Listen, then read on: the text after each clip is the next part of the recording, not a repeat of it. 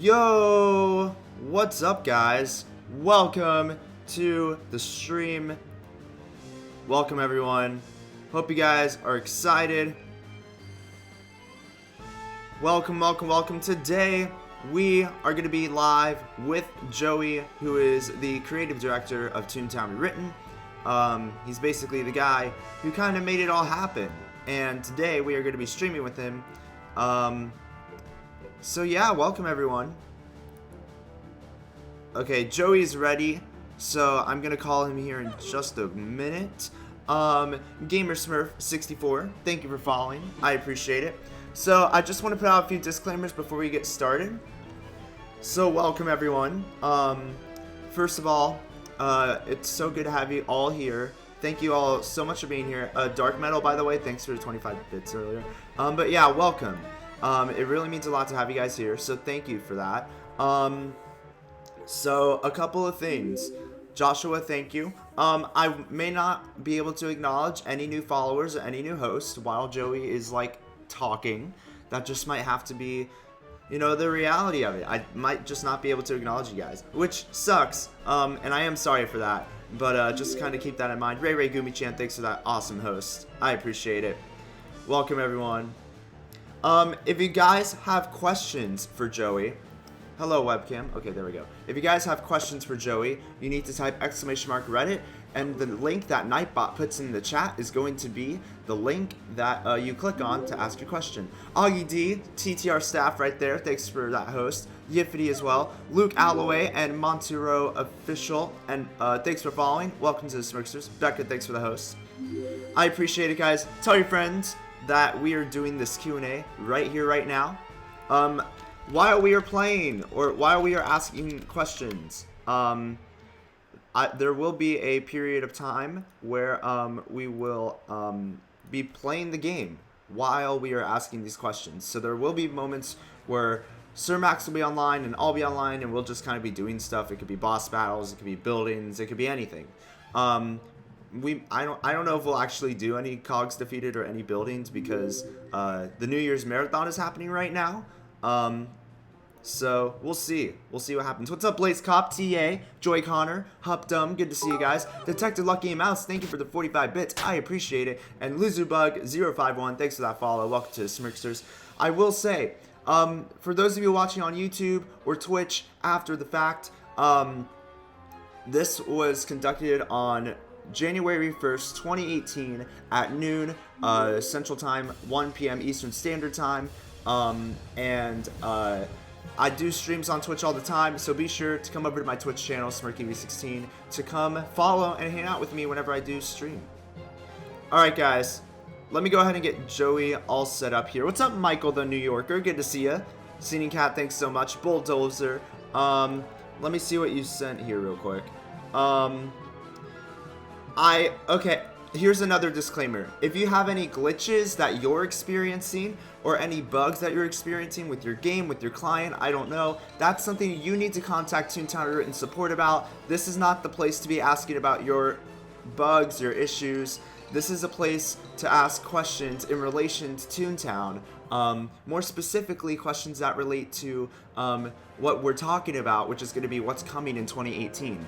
Please, please, please keep in mind, guys, we already know what's under the cloud. We already know that Slappy is just waiting to be saved. Please don't ask questions that may have already been asked in the past. If you haven't been here in the past, that's totally fine. Just please kind of try to refrain from repeated questions. I have seen a lot of questions that have been asked in the past that are just really repeated. So I don't want that to happen as much. I want some good questions. It could be about the storyline. It could be about what's Joey's favorite anime. It could be literally anything. So just kind of keep that in mind as you're putting questions on that mega thread on this subreddit. What's up, Mika Fernandez? Yo, we have 118 people here right now. Thank you all so much for being here. It really means a lot to me. And I'm very, very honored to host this for you guys.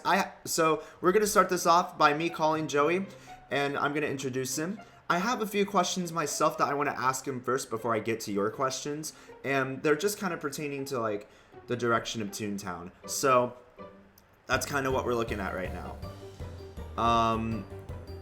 So yeah, that's kind of the plan right now. So again, welcome everyone. And I hope you guys enjoy this special event with Joey. So let's go ahead and give him a call. Alrighty, let's see.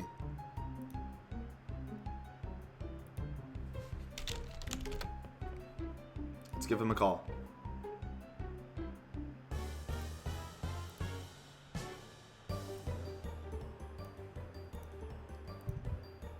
Hello? Hello? Oh, wait. My microphone isn't on Discord. Let me see if I can get it to work. Hello? Nope, okay. My microphone works on OBS, it's not working on Discord, which means Joey can't hear me, so give me just a sec.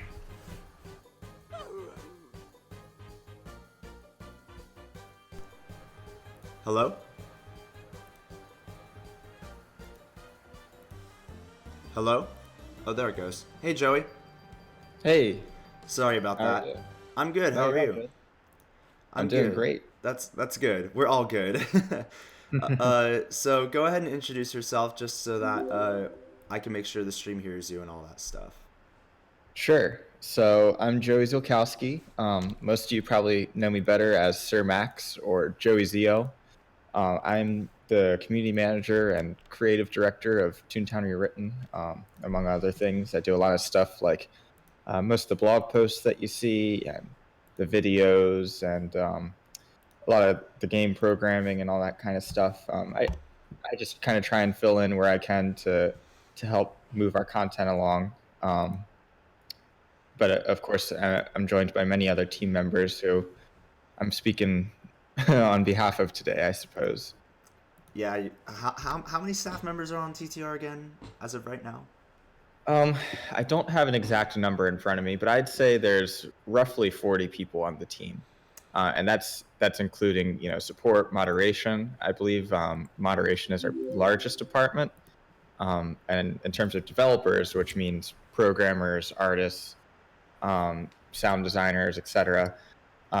There's probably maybe around 20 people on that part of the team. So maybe a little bit less, 15 maybe. All right, very cool. Sheriff Bonkers, thanks for that sub, dude. I appreciate that. And again, I won't be able to acknowledge any follows or hosts or whatever while Joey's talking. Maybe I will in between, but we're gonna be focused on the questions that will be asked and kind of getting this moving along. So yeah, again, Sheriff Bonkers, thank you so much, dude. So I guess I'll go ahead and just well, okay. So I will say, Joey, that I'm gonna ask a few questions first, and then I'll go ahead and get to community uh, questions from the viewers. Um, Sounds good. do you want to talk about anything in relation to the Top Tunes Marathon while I'm kind of still organizing everything? Sure. So if you guys haven't seen on the blog, the Top Tunes Marathon is active right now, which means that every hour for 24 hours, which started as of 12 a.m. Pacific time last night, you can enter a contest and choose either to fight for the most cogs defeated or the most building floors defeated, which means that a 5-story building would give you 5 points towards building floors. A 1-story building would give you 1 point towards building floors. Just so there's not any confusion there. But yeah, so if you win in either of those categories, there's 4 winners per hour. Then you can get a exclusive blue gold medal shirt on any of your tunes, or rather, the tune that you won on. So if you had a new deer or crocodile this year, maybe you won in years past, but you want to grab that shirt for them, this is a great time to do it. Or if you missed out on the Laugh Olympics, this is another great time to, grab an exclusive shirt for your tune. All right, very very cool. So Joey, do you want to join me in game and kind of hang out with everyone while we're doing the questions? Sure. Okay. I don't know what we want to do first. Does anyone have any suggestions? I guess I don't know. And I'll just pick a district for us to go in.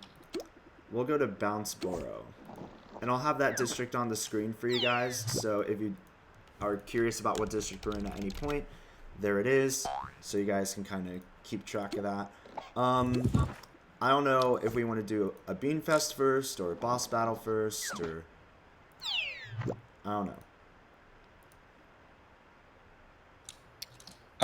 Yeah, it's up to you. It doesn't really matter to me. Okay. Then let's just start. I mean, I remember in the Q&A in April we started with the Bean Fest, so we'll just do that again. Okay, So sure. I'm in Toontown Central at the moment. So if anybody has any Bean Unites, I know I have one. You can go ahead and throw it out here when everyone gets here. Golf with Joey Part 1. We might golf with Joey. I think that'd be fun. And I'll tell you what, at least to get started, I'm actually going to log on a tune other than Sir Max. And I'm not going to Ooh. tell you guys who it is. Ooh, So maybe we interesting. can have a little game of hide and seek. And then I'll hop on Sir Max later. Okay, what's the Reddit link again? So for those of you who don't know, who are just joining the stream, first of all, welcome. And second of all, if you type !Reddit in the chat, there will be a link that Nightbot will give you to the Toontown Rewritten subreddit megathread for this very live stream. I will be pulling some questions that I see off of there, and we will be asking them for Joey to kind of look at. So yeah, I'm very excited for it. And I will also put out that I don't think I'll be playing as much music at all during this stream. Maybe a little, but it'd probably be from the game itself. Want to make sure you guys can hear Joey just fine. Well, all the questions and answers will be posted after the fact. I will be uploading this on my YouTube channel, so as I'm saying this right now, there could be some people watching this on YouTube after the fact. So that will be going up on my YouTube channel. If you want to find that, it's !social, and that will be it. Okay, but I think I've stalled you guys long enough, and you guys are just ready to get started. So the district that he is on is going to be the same district that I am in, and right now we're in Bounceboro. We're kind of designating that for our stream today. So if you want to hop online, that's where you're going to go. Korea Aquafied, thanks for that host for 4 viewers. And now we are going to go ahead and get started. I went ahead and prepared some questions for Joey, probably like an hour ago, and now I'm ready to go ahead and ask them. So I hope you're ready, Joey. All right, let's do this. Okay. So I know this seems like a pretty, I don't know. Some of you might think it's a dumb question and just kind of wasting time, but recently I have seen a lot of people that are just now getting back into Toontown. They're starting off the new year with Toontown. A lot of people coming to my streams and they're saying, "Hey, man, this game I haven't even thought about it for so long, and now I'm back into it, and it's awesome. So my first question for today is going to be, can you explain what exactly Toontown is for anyone who is relatively new to the game, and why you're so dedicated to this project? Uh-huh. So Toontown started in 2003. At least that was when the game officially launched with Disney. And it's this game just about playing as a cartoon character in the great world of Toontown, and working together with friends, either people you already know or people that you meet online, to fight cogs and save Toontown from the metal menace, as we say. Yeah. Um, it's a game that's really built a lot around teamwork and a lot around socialness. I always hear that one of the main reasons people stick with Toontown isn't necessarily just because of the gameplay, but because of the friends that they make there, and even just hopping in to say hi to their friends and all that kind of stuff. Um, so yeah, it's been going for almost 15 years now. Disney closed the game in 2013, and then we decided to open it up again in 2013, and then the official public launch for Toontown Rewritten was 2014. So we've been going pretty strong ever since, and just always trying to add new content and keep the game alive for people. And so obviously it's been working pretty well so far, and we hope to see Toontown go on for another 10 years. Yeah, absolutely. And yes, guys, the district is on the screen, and we're in Toontown Central, so that's where the Bean Fest is. So it's been a crazy year. So, Joey, what were some of your favorite memories and highlights of 2017, and what were some of your least favorite? So in 2017, we did a lot on the Toontown Rewritten team. I think that it really started off in April when we released Doodles. Because up until that point, we were telling players a lot on the blog posts, like, hey, you guys are going to be really excited this year. Like, we're just letting you know. Oh, sorry. I think I'm getting a little bit of a cold. Oh, Um, I feel allergies are bad this time of year. yeah. But yeah, so we were saying, like, just trust us. This is going to be a good year for Toontown. And people were skeptical because 2016 didn't have a whole lot of new stuff. So they were like, we'll see. And then I think that people really started to see like this might be a pretty awesome year when Doodles came out in April. We kind of released those out of nowhere, and there was the announcement video, the source of the silliness. Yes. So I think that's when I started seeing people in the community being like, "Wow, like this is pretty great." Um, and there were still some skeptics. So we decided, like, all right, well, how can we convince them still that this is going to be a good year for Toontown Rewritten? So we kept saying, like, look, just hang in there. We have some cool stuff that we're going to announce at the convention. And the convention, I think, was our best one yet. I would agree. Yeah, the panel was different than we've had in years past, but it was awesome. It was a lot of fun. We had a lot of interaction between both the audience and the staff members, which is a little bit different than we had at OMGCon. Where we were up on the stage, and when you're up on that stage, you can't even see the audience because there's all these lights blaring in your face. So I was like just talking to darkness basically. But so then we announced racing and parties and a new species and the end of beta at Replay FX this year, the convention, which was obviously the highlight of the year for Toontown. We saw lots of players return to the game. There was all sorts of excitement, lots of speculation about like what was going to go into that version 2 update. We saw Jesse Shell and Sean Patton, two of Toontown Online's developers, come to the convention, and we have that video that's posted on our YouTube channel that talks about why they think Toontown is special. So all in all, it's just been a really great year in terms of the community excitement. I think that we've seen a lot of people feel a little bit more refreshed, coming back to Toontown, like you said, and kicking off the new year by playing the game again. People who may have left in years past, I think have started to come back. And in 2018, we definitely have some stuff planned that's going to continue that push and bring more people back to Toontown. we're always listening to the community and hearing what you guys want to see and what would cause you to play the game again, and of course attract new players. For sure. But after the convention, we had ToonFest again. We saw some small bits of new content with ToonFest, with the duck tank and all that stuff. And then we had Halloween was pretty much the same as years past, but that's always a fun event. And then we just finished up the winter holiday event, which I personally really enjoyed, and I hope you guys did too, with those new Toon tasks and the red-nosed reindeers, and just all the new content that went into it. So really, I think that 2017 was absolutely Toontown's biggest year, um, and of course, we're going to try and top it with 2018. Absolutely. And real quick, would you mind just clarifying for people the difference between ToonFest at a convention and what exactly that is, and then the other ToonFest, which is happening in game annually? Mm-hmm.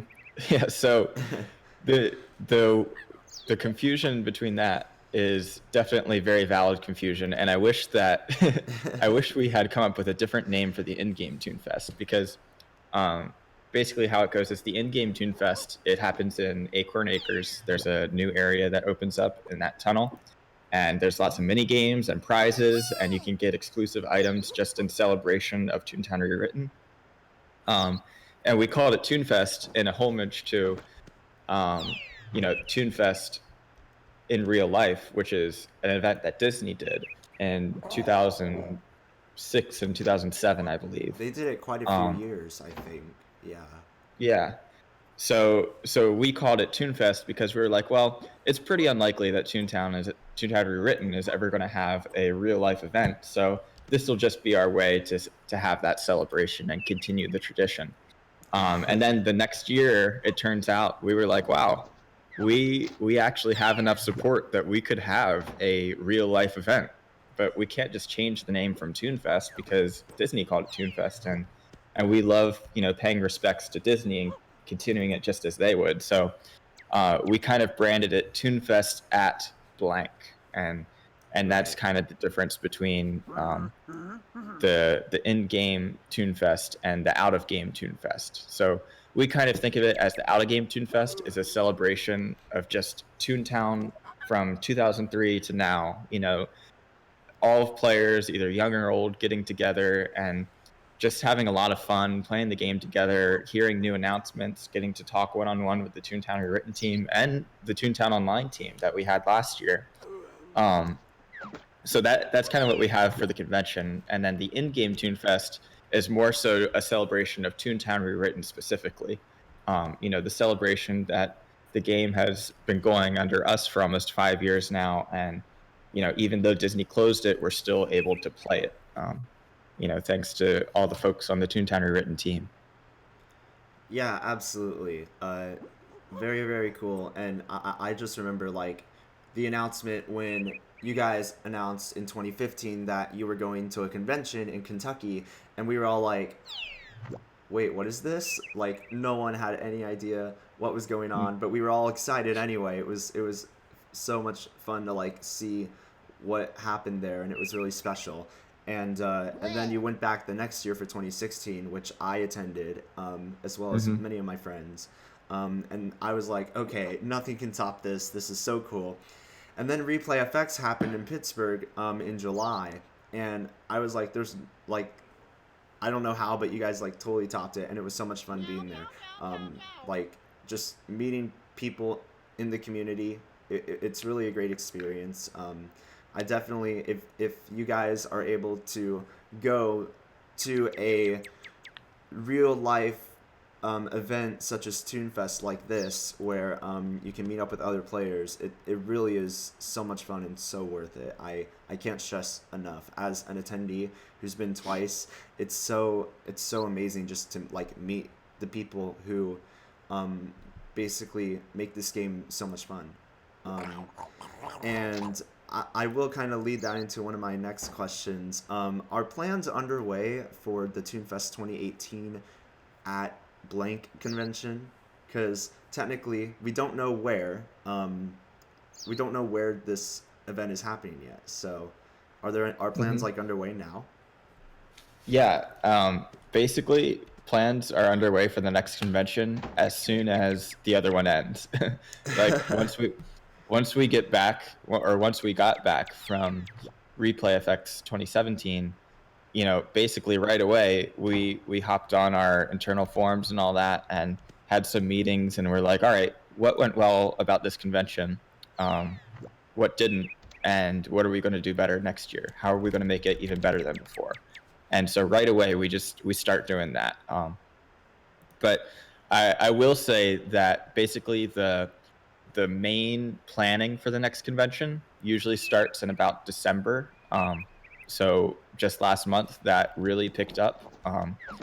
And I can definitely say right now that we're in the heat of the planning for the next convention, and it's going to be announced really soon. But we have a very good idea of the location it's going to be at. Very awesome. So plans are underway. They're in full force at this point, and we'll hear very soon as to where it's going to be. A lot of people have been putting their bets on Replay FX once again. But I mean, do you want to just say like you can't really confirm anything until like it's actually announced? Mm-hmm.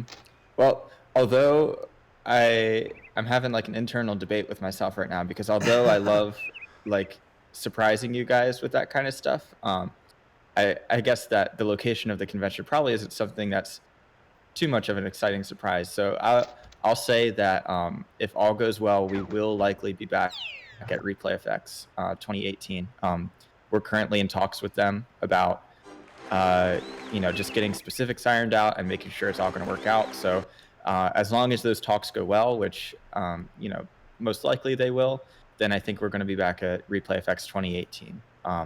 And Jesse and Sean have already said that if it's back in Pittsburgh, then they're going to try their best to come again because they loved it. So we do enjoy going to the conventions 2 times in a row usually.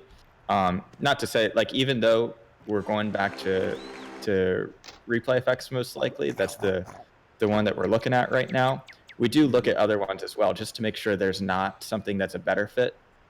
But we enjoy going back 2 years in a row, and we think that works well because kind of the trend that we see is, so the first year of OMGCon, when we contacted them, they were like, okay, like this seems like it could work, but we don't really know you guys, and this is kind of weird, and so we don't really know if this is going to work or not, but you can come.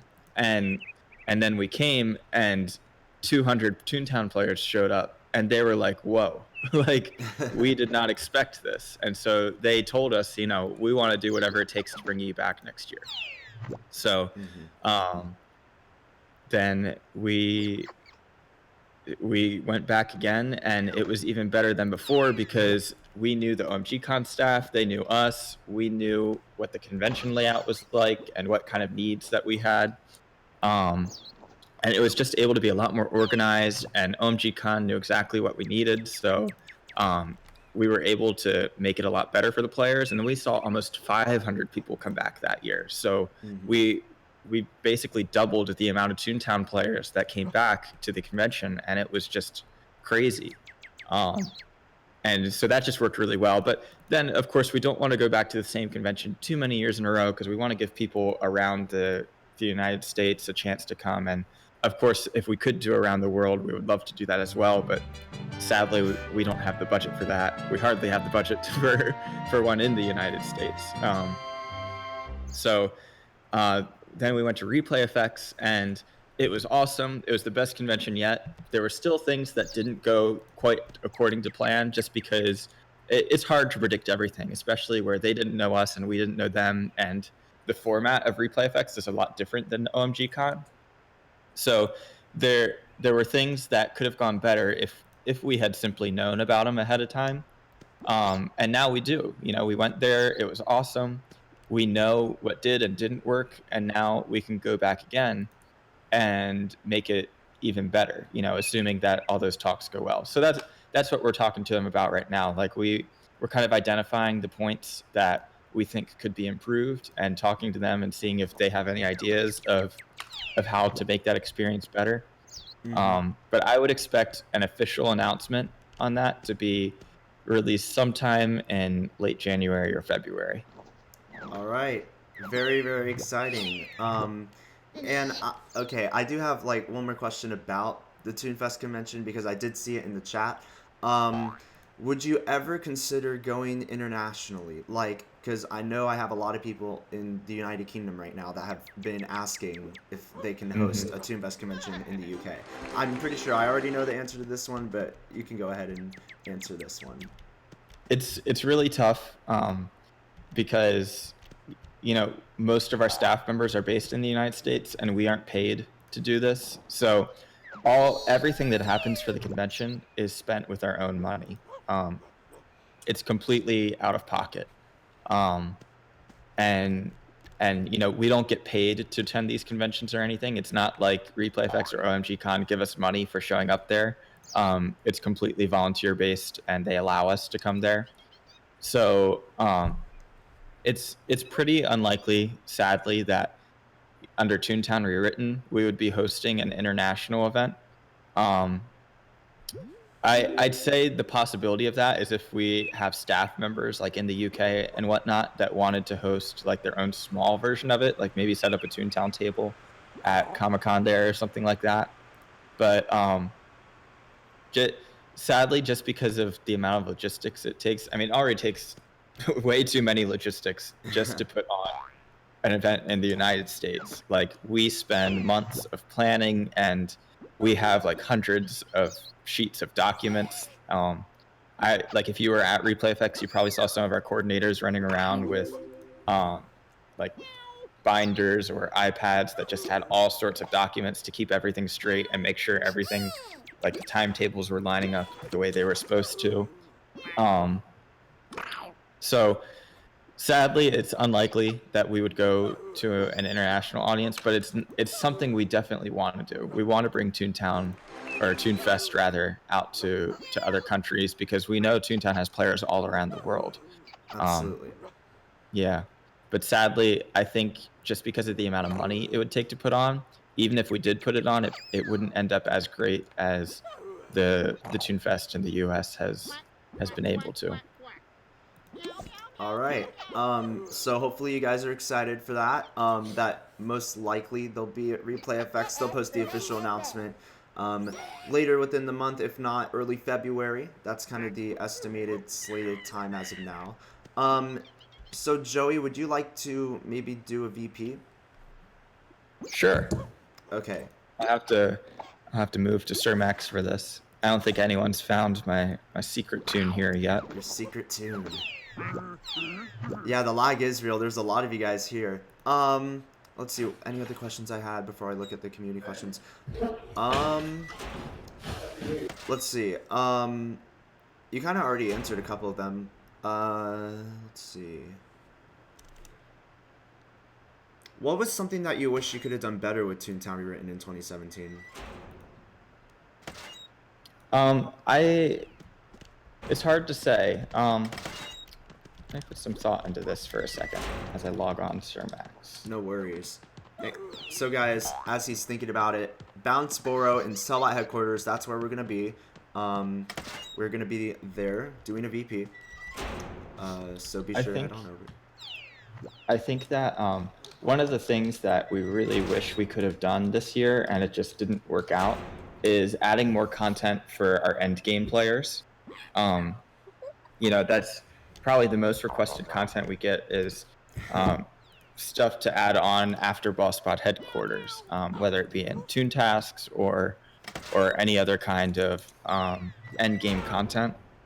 And sadly, we weren't able to do that, not because we didn't want to, but simply because it didn't line up. We still had racing and parties and all the bug fixes to implement, and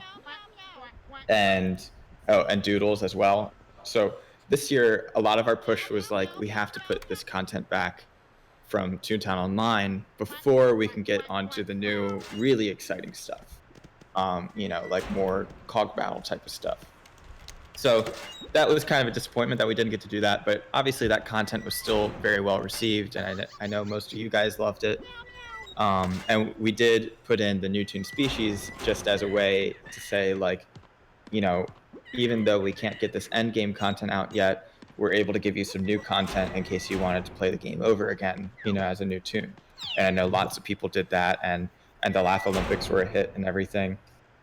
Hopefully, you guys thought the Winter Holiday was interesting. If you are a tune that has already completed most of the game or all of the game, hopefully that was something fresh for you to try again.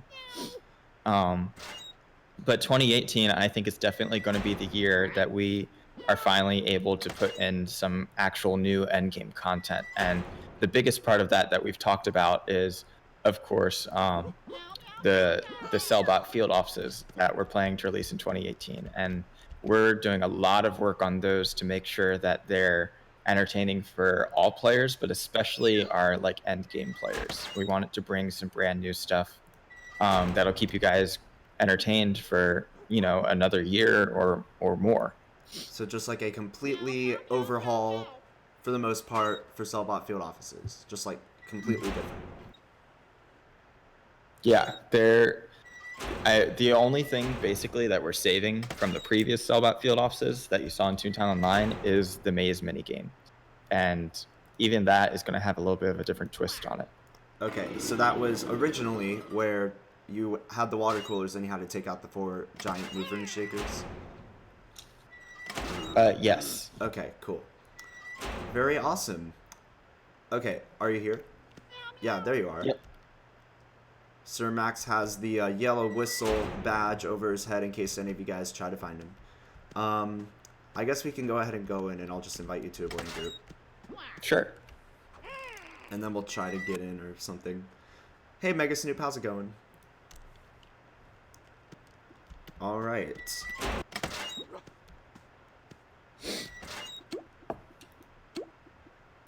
There you are. Okay, I did have another question that kind of just like came to my mind, and I figured I'd go ahead and ask it. And then after this, I will get to your community questions that you guys have been waiting so patiently on. Thank you all so much for that, for your continued patience. So the last question I have, it's kind of a combination of two, and you can just kind of give it some thought, I guess. How do you think streamers on Twitch and content creators on YouTube have affected the community, and how has that significantly shaped the game? Would you look into working with content creators and broadcasters in the future? Yeah, I think most games these days, pretty much any game you can think of, is largely driven by its community. Even if it's a single player game, people just rally around their favorite games these days, and a lot of this is done just through Twitch and YouTube and all the other ways that players create content. So I think that they really play a important part in keeping the game alive. Like you and your band of streamers with Mega Snoop and Gag and all those, they keep players entertained both with the game and just with your own entertainment, talking to them and bringing your own humor to Toontown and all that kind of stuff. So I think that it's extremely important for sure, for content creators to be involved in the community and for us as developers to engage with you guys. So obviously, I enjoy doing these live streams. I love coming out and supporting the content creators just by having an interview with you and answering community questions and all that kind of stuff. But I do think there's probably ways that we could expand it and do better in the future. So I would definitely be open to hearing your guys' thoughts on that, on how Toontown Rewritten could better support content creators and what that might look like in terms of the grand scale of the game.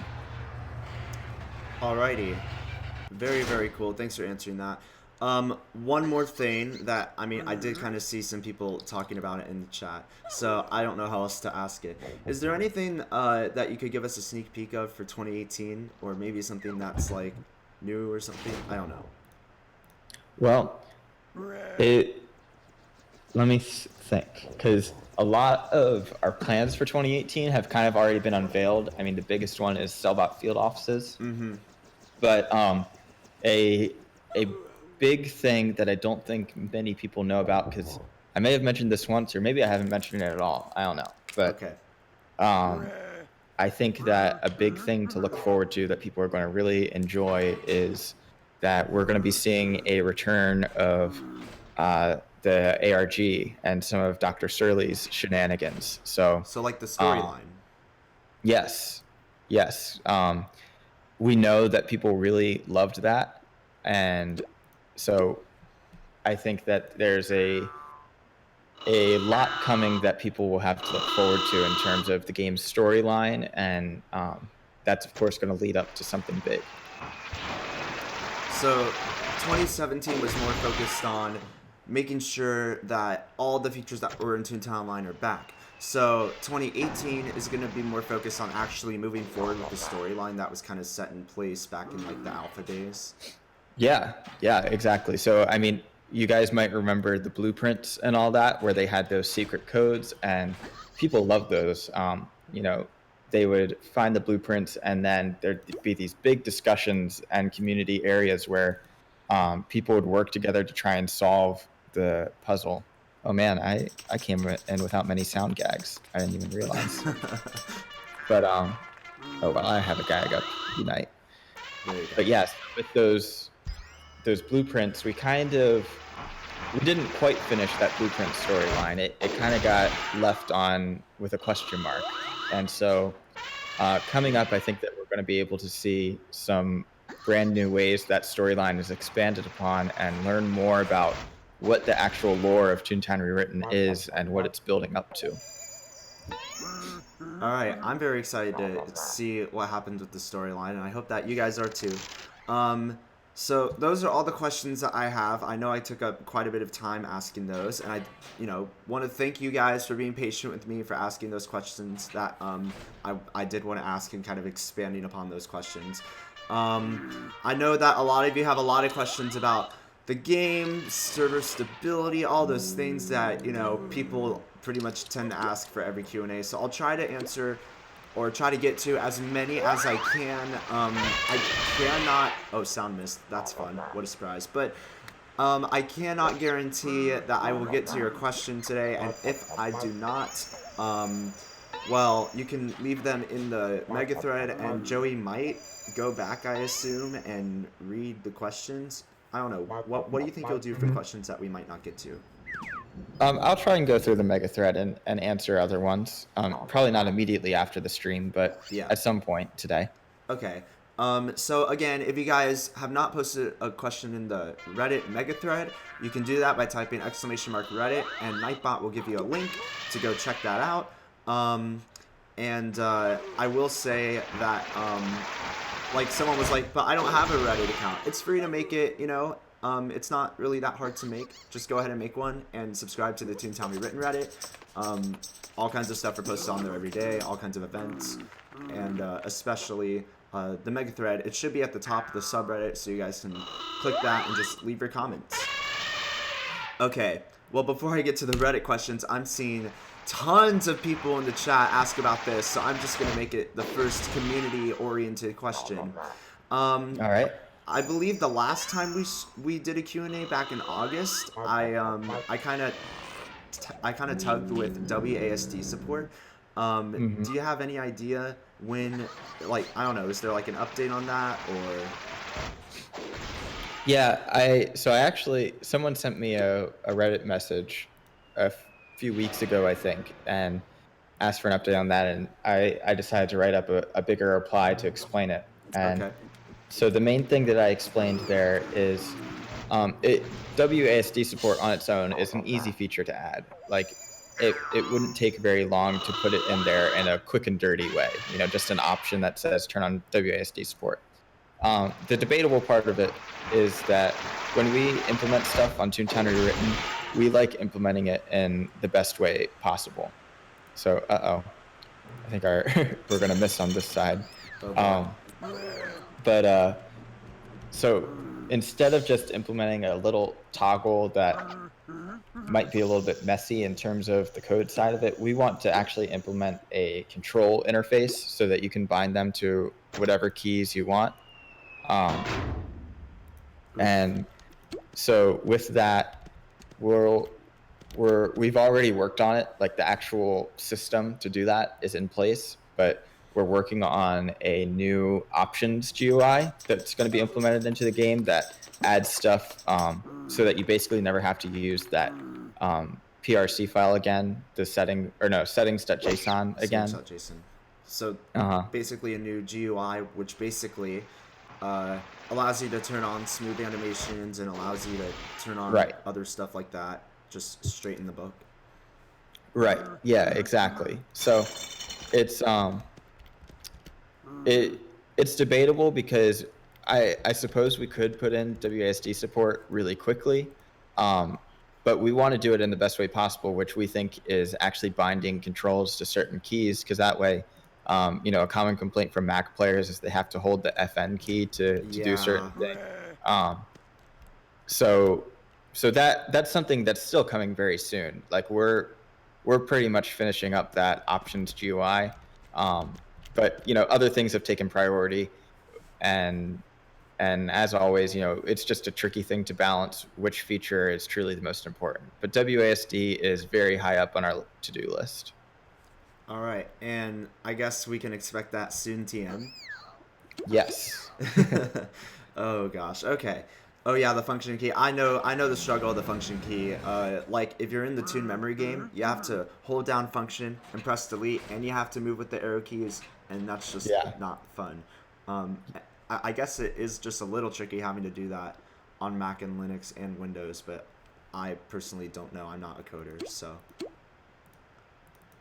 Yeah, there is a degree of trickiness there, but I mean, again, it's not so much the difficulty of implementing it as much as just like we want to make sure it's done in the best way, and we also want to make sure that we're not neglecting our other features and bug fixes in focus of that. 'Cause there's kind of a common phrase in game design, and it's like for every feature that does make it into the game, there's like 5 other features that had to get cut to put that feature in. So you just have to think about it in terms of like, if we're doing that, then we're not doing something else. So it's hard to balance which one of those is the most important. All right, so hopefully that gives a lot of you guys your answer for now on the WASD support, and hopefully we'll see that really soon. Hopefully by the end of the year. That would be nice. Okay, so I'll go ahead and start digging through the questions. I'll start at the bottom and try to make my way to the top. So let's see what we got here. Okay, I'm gonna start looking through these questions.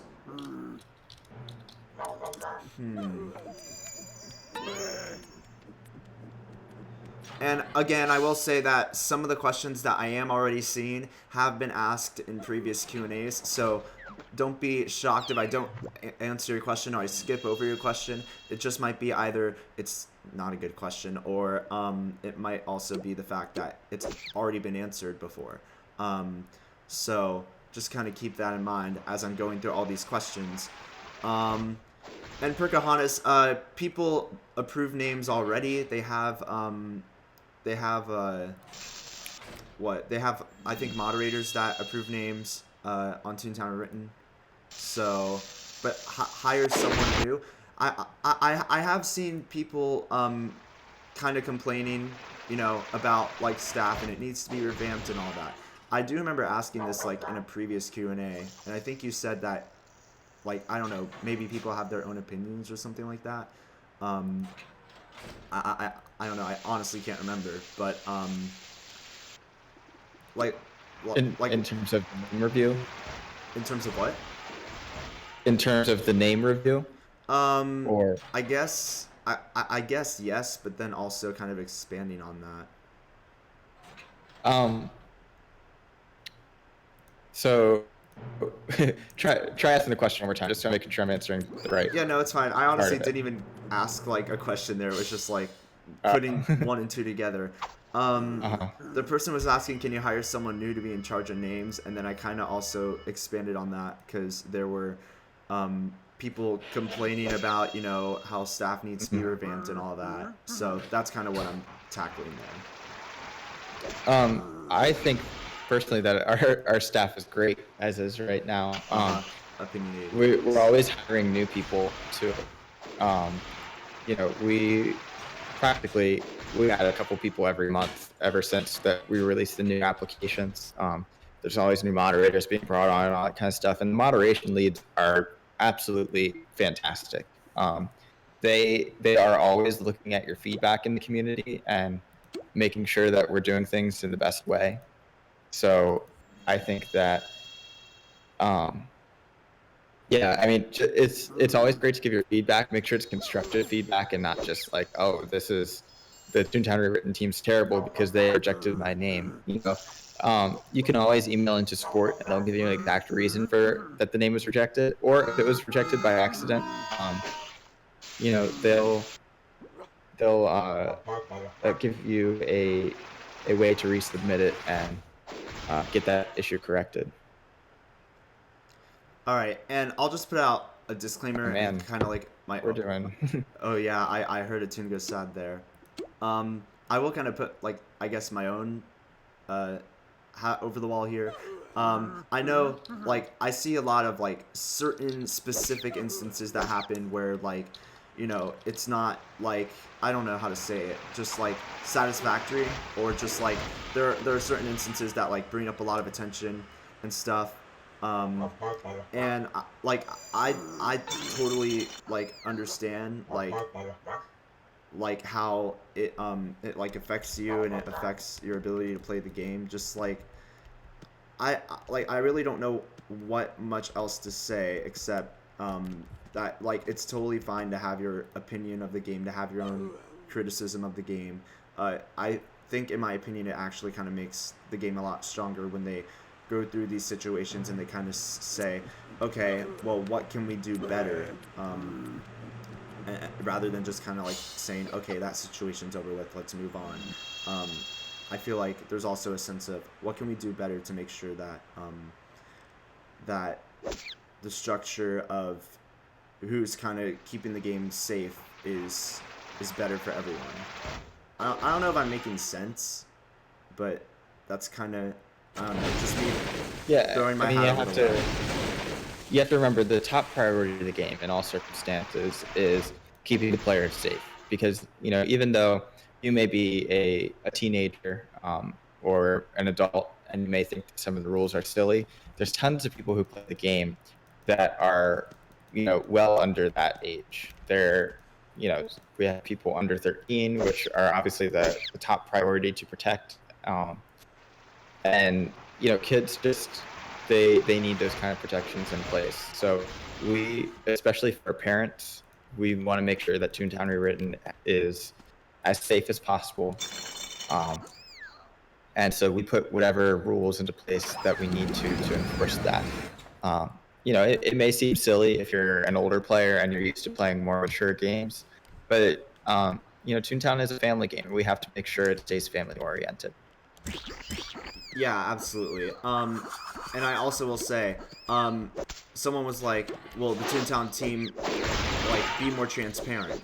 And I feel like opportunities where I can bring Toontown staff on stream is a great way for you guys to kind of see a sense of transparency and just like kind of like upfront on the spot answers. Just kind of like get to know who's behind the game, get to know like what they think works great and what doesn't work great. And 2018 for me personally, in my opinion, I would love to see a lot more opportunities of transparency, a lot more ways to incorporate opportunities for the community to kind of have that sense of transparency. And I think kind of like the subreddit, if you guys haven't even checked that out yet, that's like a great example to kind of communicate with staff. I also think there could be a lot more ways to do it. So I don't know how, but I just feel like there's still a lot more room for transparency, and I feel like that's something that could be worked on for 2018. Yeah, we're always looking for ways to find more people in the community, because it's not simply that we're not talking. It's just that we need to make sure that, you know, there's so many people scattered through the Toontown community. It's such a large community. People have their own areas that they talk. So right now, our staff frequents the subreddit and the Toontown written Discord a lot. And then, of course, doing streams like this to be transparent. But we're also always looking for other places to try and reach out to the larger sense of the community. And of course, the Toontown written website is the best place to find a lot of official information and all that kind of stuff as well. If you look even at the frequently asked questions, that's updated often, and you can find a lot of answers to stuff in there. It's not like that page is completely static. We update it with the questions that are actually most frequently asked at the time, and make sure that they have proper answers. All right. So we'll go ahead and get some more questions in, because I know a lot of you guys are still sending in questions. Again, thank you so much for that. I'm going to try to get to as many good questions as I can. My good friend Lauren, who is at the convention, went ahead and posted a question, and she actually posted this in my stream yesterday, and I told her to save it for today. So I wanted to go ahead and ask it. It's more kind of like a thought than a question, but I hope it kind of translates as a question. So she says, I've always wondered why Toontown Written focused on Dr. Shirley instead of someone like Professor Prepostra, as Prepostra was seen as the leader of the Looney Labs scientists in Toontown Online. Right. Well, so you have to think about who, when it comes to like writing characters, who is the most interesting character. A lot of times it's the character that you know the least about. Dr. Shirley, I think Toontown gave him a pretty interesting story. His story originated from just a single article in the Toon News for the Amused where it talked about the scientist. And so they say in that article that Dr. Shirley has never smiled. And I thought that was interesting to me. A Toon that's never smiled, you know? So I thought about, like, why hasn't he smiled? What's happened in his Toon experience? You know, obviously he's still a Toon. He's still wacky and goofy, but he's a more serious Toon. So what happened to him to cause him not to smile? And so that's kind of where we started from that. And writing a story on top of it. Because we certainly could have chosen Professor Prepostra, but I feel like he already had his character. I mean, he was simply the MC of Looney Labs. He was the one showing off the silly meter, and he's a very energetic guy. We kind of know about him already through Toontown Online, because he was the one that talked the most of the three scientists.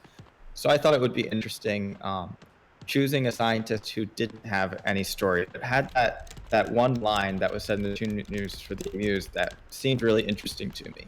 There's a lot of depth there that can be explored. So for that reason, Dr. Shirley was chosen as kind of the main character for this story of Toontown rewritten. And I think it's really come out well so far, and I'm excited for you guys to hear what more is to come with that. All right. Good question, Lauren. Thanks so much for holding on to that question. Let's see what else we got here.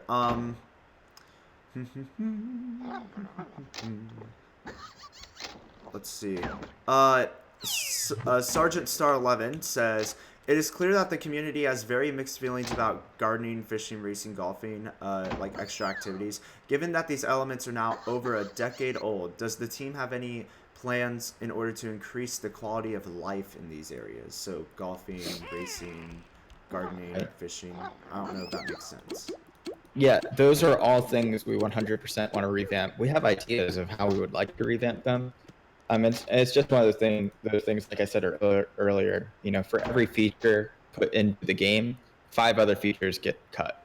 So that's not an exact rule, but just kind of a general thing to think about. So we have to think about, like, yeah, it would be awesome to make gardening better. It would be awesome to make fishing better, to make doodle training better, to make racing better. There's a lot in Toontown that could be a lot better. But then we have to weigh, is it more important than this other feature that we want to do? And so that's not to say that fishing, gardening, racing, etc., will never get updates, because I think I completely agree. They're really old. They need updates. They need to be more fun. But there's other features we want to take priority first. So that's kind of where we stand on that issue. But as the team grows and as we get community feedback, if there's one of those things that you think really would make the game that much better, then let us know, because if there's a lot of community support for something, then we'll always favor that feature and try to put it in as soon as possible, like WASD support. All right, very cool. And just for the record, if you guys hear Joey slightly cutting out, it's probably his internet, because he's trying to get better internet. Oh yeah. Yeah, you're totally fine. I'm just kind of putting that out there because you might hear him cut out every now and then. Don't worry, he's fine. His internet's just yeah. Joey actually does kind of have bad internet, so it's kind of funny. Yeah, it's pretty terrible. But feel free to ask me to repeat something if it doesn't come out well. All right, I will. Let's see.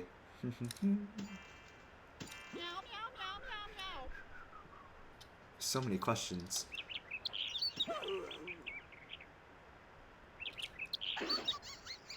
Let's see. A lot of questions for ToonFest 2018 were answered.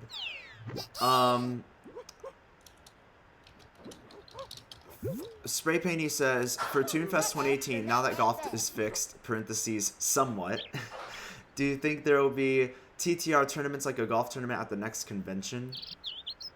There very well could be.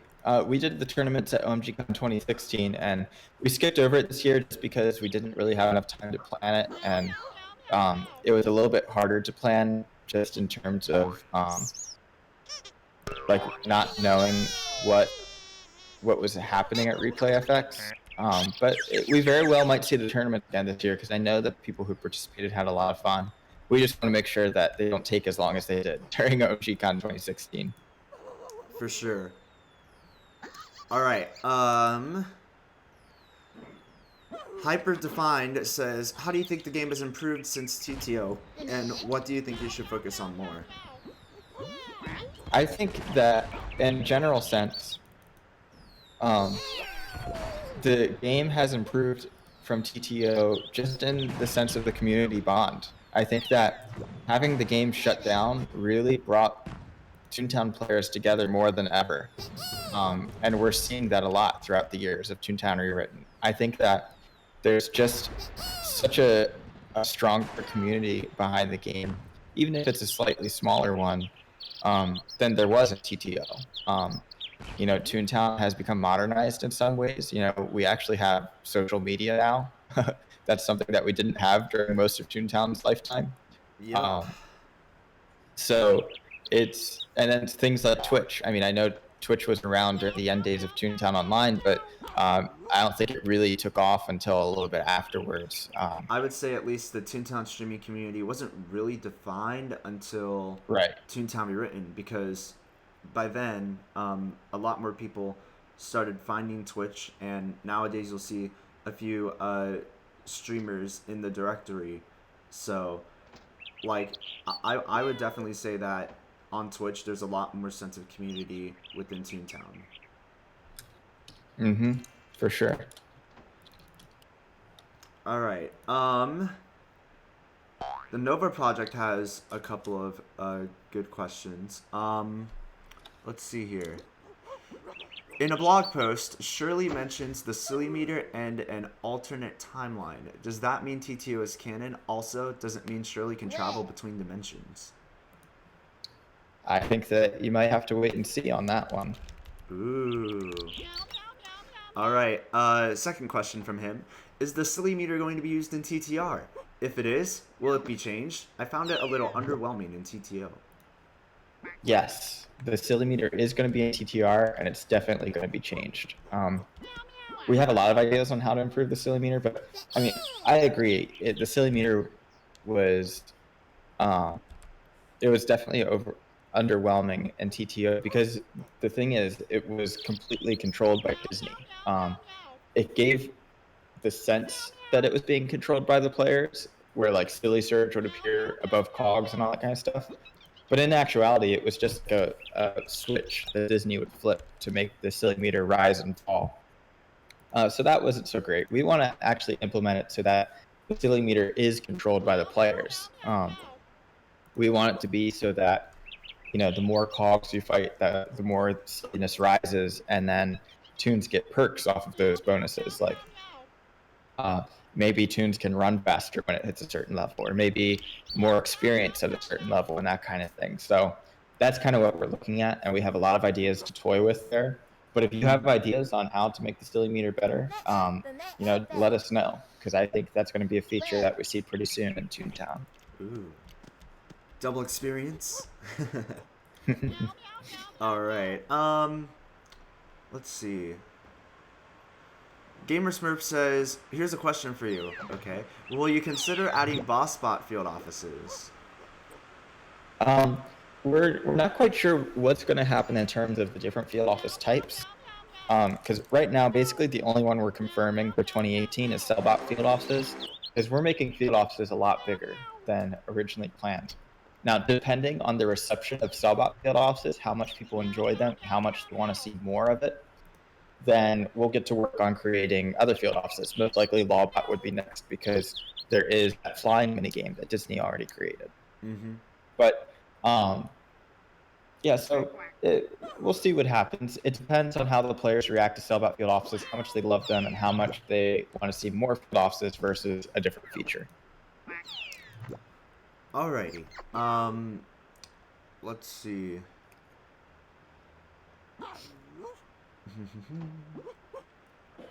So, Optimistic Monkey, it says, "What are you most excited for in 2018?" Just like you, in general, what are you most excited for? Mm-hmm.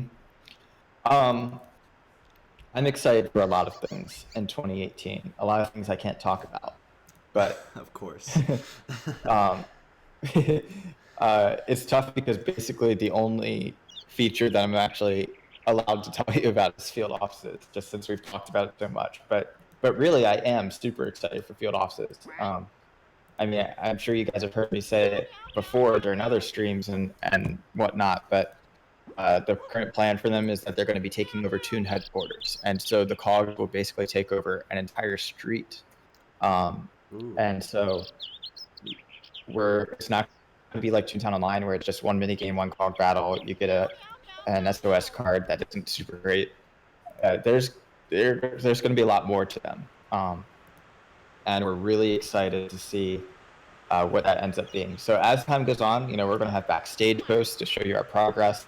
We're going to have some teases that give you hints of what might be inside of these field offices, and I think that you guys are going to be pretty excited to see the final result and everything that comes with it. Besides that, there's a particular event that's coming in 2018 that's brand new that I think that people are really going to enjoy. It is a limited time event, and I know that people don't always enjoy those limited time events because they rather see the long-term content, but this one I think is going to be worth it, and I think you guys will see why. And that was hinted in a blog post, wasn't it? It could have been. I do enjoy putting hits in blog posts. I'm sure if you guys saw the blog post with Lord Loud and Clear, you would know exactly what he's talking about. And if you haven't, then we're just gonna let you guess. And by the way, and then of course, with the ARG is going to be something super exciting in 2018. I'm really excited to see the community coming together and trying to solve some of the puzzles that we're going to throw at you. And you may just see some answers to burning questions like you had about Surly and the timeline. Interesting. Very cool. You're sleeping on the job there, Sir Max. Oh, there he goes. Alrighty.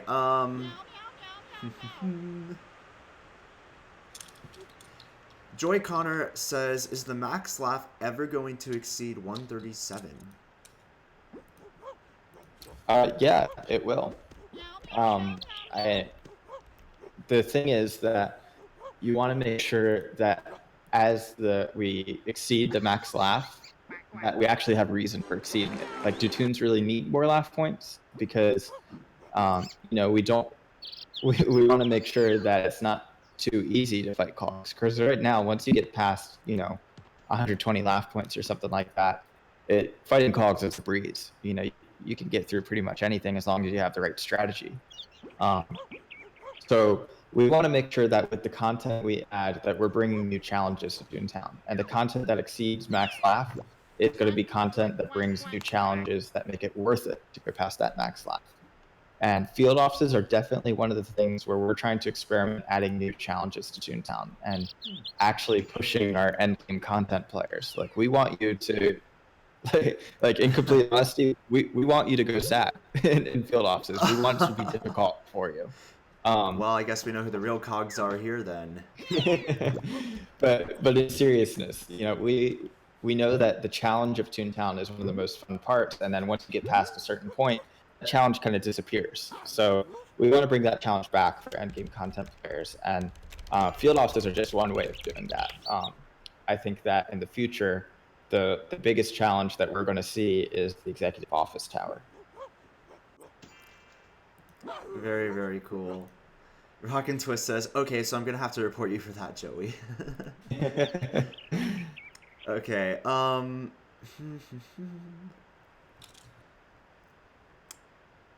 Funky Monkey says, "Do you really believe we can get Toontown to officially come back, and how do you think we should go about this? People get really mad at me whenever I talk about Toontown beyond TTR." Yes, Toontown needs to come back beyond TTR, and this is something that I care very deeply about. And I understand where you guys come from because Toontown Rewritten has been going for 5 years now, completely free. And so a lot of people say, well, why would I pay for something again if it's completely free right now? But it's more than that.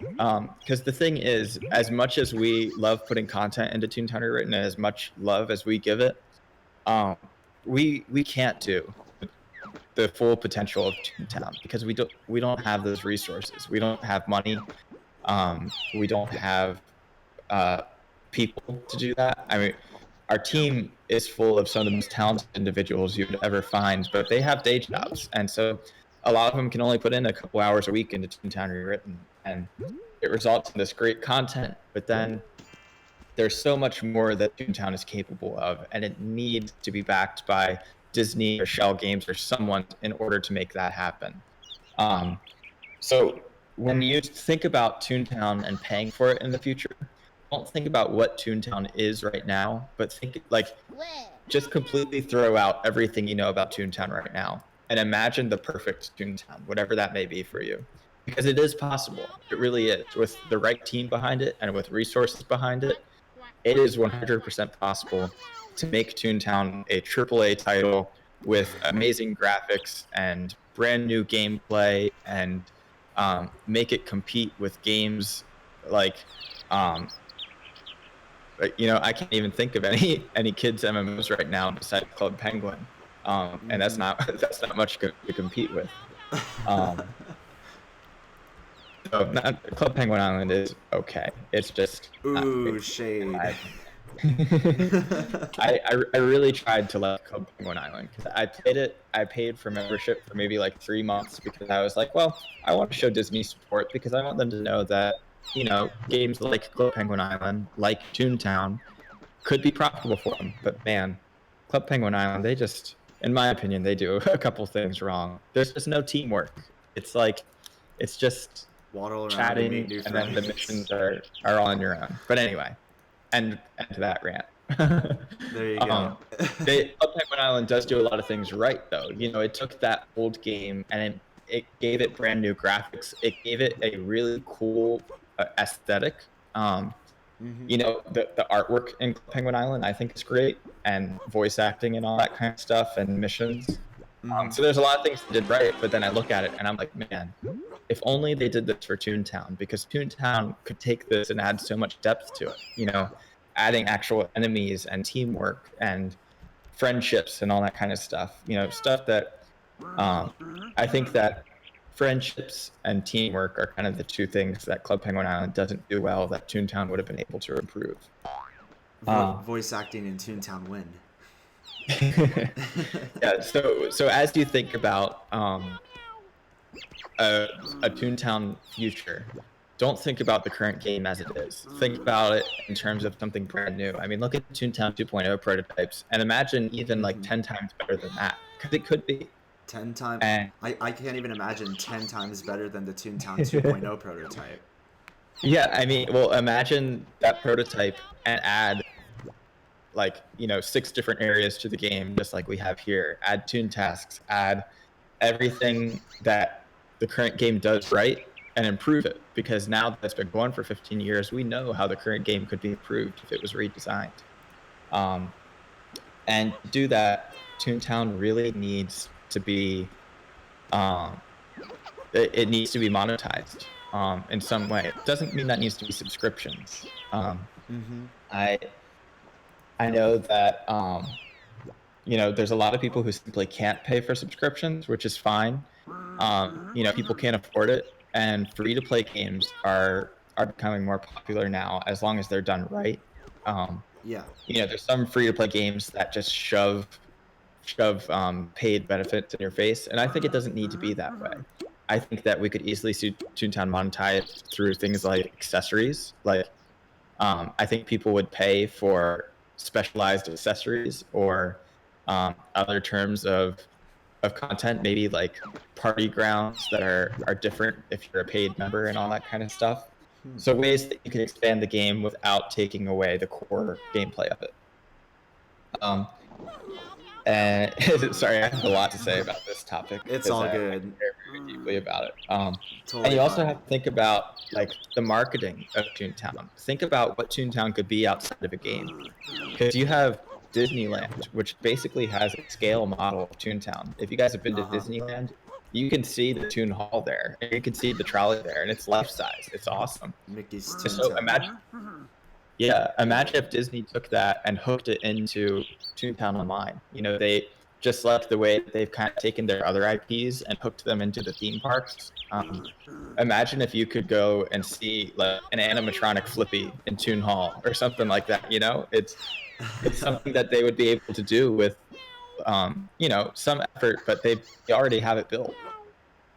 Think about a Toontown TV show or a Toontown movie, like on Disney XD or something. If they had a Toontown TV show, or even just Toontown shorts, the game has so much potential. It could link their Mickey and DuckTale universe, and all that kind of stuff. So I think Toontown needs to come back, and it needs to come back backed by Disney and Shell Games. I think the ideal way of doing it is if Shell Games were the people who ran Toontown Online, and Disney just licensed it to them. Because no matter what you think of Disney, like the people at Shell Games, like Jesse and Sean, as we saw at the convention, they really deeply care about Toontown. They love it. They don't care about the money of Toontown or anything like that. They just love the idea of Toontown. Unfortunately, because we live in a world that's driven by money, the only time things get done is when money is involved, basically. Pretty much. So it has to get funded somehow to do it the way that it deserves to be done. But if you have the right people in charge of it, it's not going to be money driven. It's going to be driven by passion and love for the game, and love for just the idea of what Toontown represents. So to kind of wrap all that up, we're actually going to be launching something pretty soon this upcoming month, and not all the specifics have been ironed out yet, so I can't say a whole lot about it, but basically we're going to be launching a little survey to our players to ask about Toontown's future and what they want to see. Okay. Not like a weekly poll, but like a survey. Right. Like it would be a blog post, and you get taken to a page where you can fill out a few responses. It would probably be a short, like 5 to 10 minute survey that we want our players to fill out. And it would have some questions on their, about Toontown's future, what you might want Toontown's future to look like, and we do want to include some questions on there about monetization. Like, would you pay for Toontown if it was completely redesigned? Like how would you want that subscription model to look like? Or rather, how do you want any model to look like? It doesn't have to be a subscription model. How much is the most that you'd be willing to pay for it, and that kind of stuff. And that's not because we're going to be charging for Toontown Rewritten or anything, because that's never going to happen. But we want to have this data because we can take that data and show it to Disney and Shell Games and show them just how much people still love Toontown and just how much they want to see the game continue and what they'd be willing to see it continue. Because our goal at Toontown Written isn't to keep the game the same. Our goal has always been keep Toontown alive until it comes back. And so we're really pushing for the goal of bringing Toontown back officially.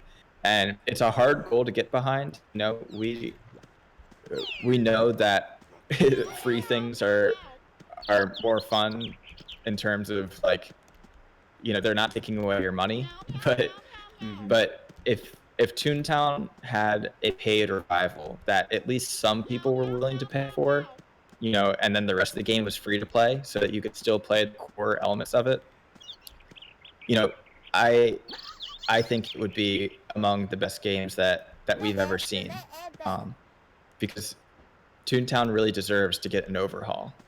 The current game is really fun, and I think the current game can be taken and improved upon tenfold with new artwork. Take the stuff that isn't so great in Toontown and replace it with stuff that is great, and just modernizing the game, maybe bringing it to stuff like the Nintendo Switch or other consoles, mobile, you know, etc.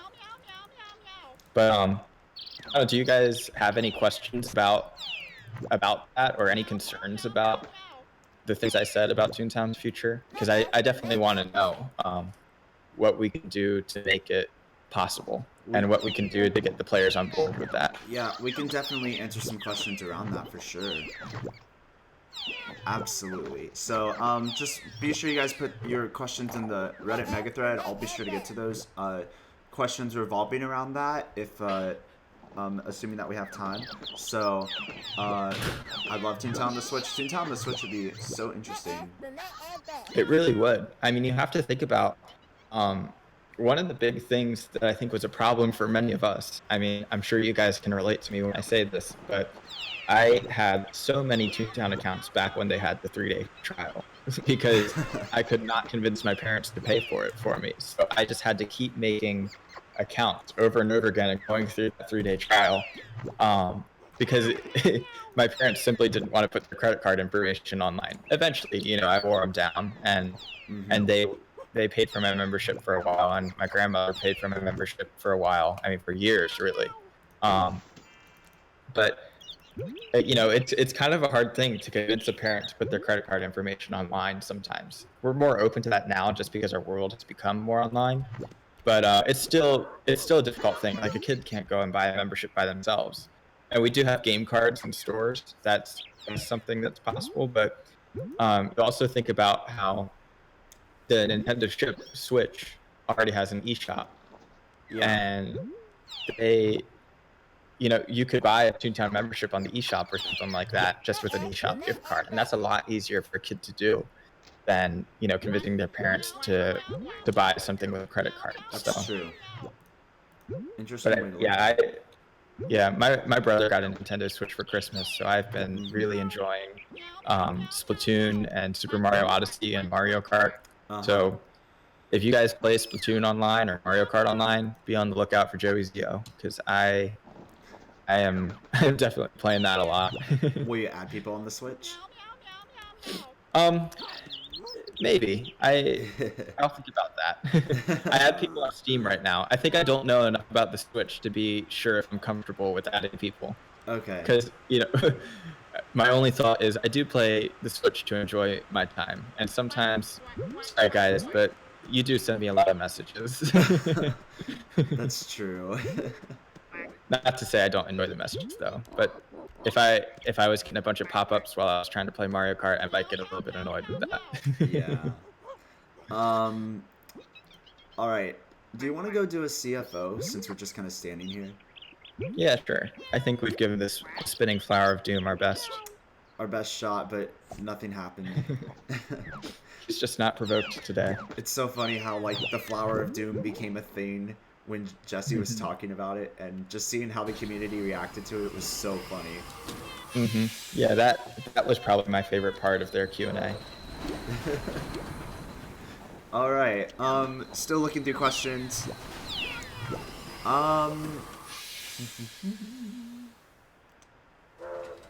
Trying not to repeat questions.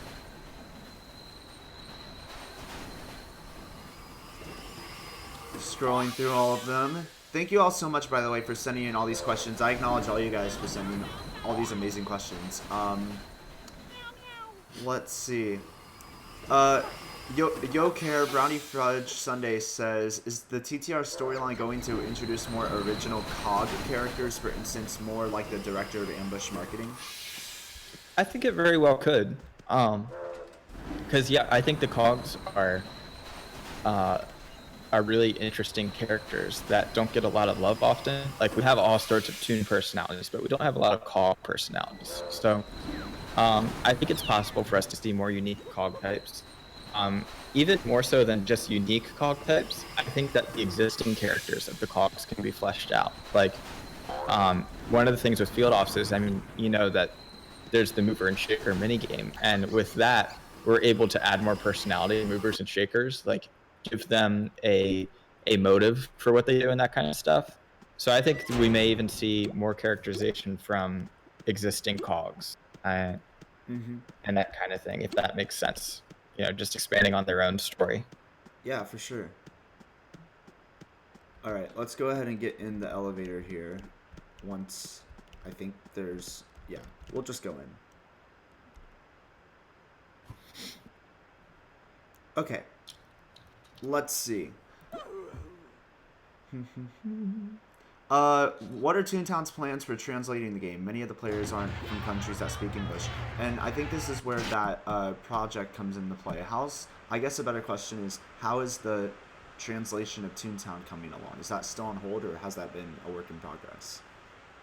It's still on hold, but it's now to the point where we can reevaluate it and say, like, all right, maybe we can start this project again, because most of our projects we put on hold because of 2017, because we needed to put a focus on putting Disney's content back in the game. Like lots of people wanted doodles, lots of people wanted parties, racing, and new Toon species. So we needed to focus on those things. And now that we finished that, we're able to say, okay, what's the next project that we're going to do? And we already have a huge lineup for 2018, even more so than the stuff I've talked about. There's going to be a lot of surprises along the way, I think.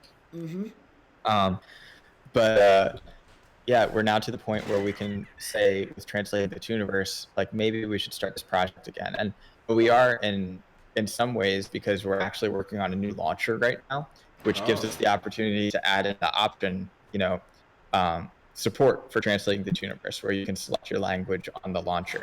Now, that's probably not going to be on the launcher when it launches, no pun intended. But yeah, we'll probably see that hopefully pretty soon. We'll see what happens. Hopefully pretty soon. TM. So a new launcher, well, is that like slated for this year, or is that later? Yeah, the new launcher is something we're actually working on, like as I speak. So that's something that we'll see pretty soon. Very, very cool. That's awesome. Man, I need to remember to get gags before coming in here. Forgot again. Hold on. Oh, I have a gag up I can use. Okay, I have a lot of gag ups too. All right, let's see.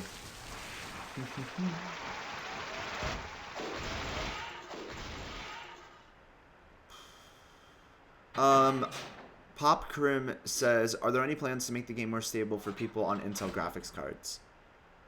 Yeah, that's something that we've looked a lot into, especially recently. I don't know if you guys saw, there was a graphics update with the last engine that allows us, well, at least for NVIDIA graphics cards, it no longer has that white screen when you're playing in full screen. And we're definitely still looking into other ways to improve graphic card performance. It's hard because when you're a full game studio, you basically have access to all these kind of machines. Like, you have the funding and stuff that you can buy many different graphics cards and test your game on each one. But we don't have that. You know, we only have the machines that we work on, basically. We don't have machines to test on. But we're definitely trying to improve the game for our Intel graphics players and our low-end computer players. And that's a pretty big focus for 2018, I think. All right, sweet.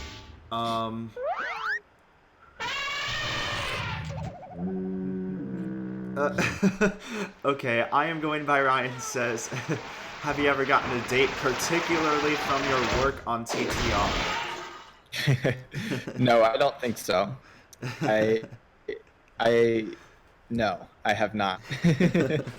Although I think that the girlfriends that I've had have thought TTR is cool, but I can't say I've ever used it as a pickup line.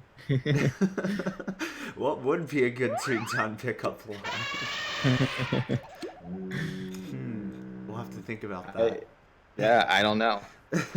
But my current girlfriend, Sam, she's a really great supporter, and she was actually at ToonFest. Some of you might have met her at the convention, and she's not on the team, but she has a lot of support just for helping me with various things that get done for Toontown. So shout out to her. Very cool.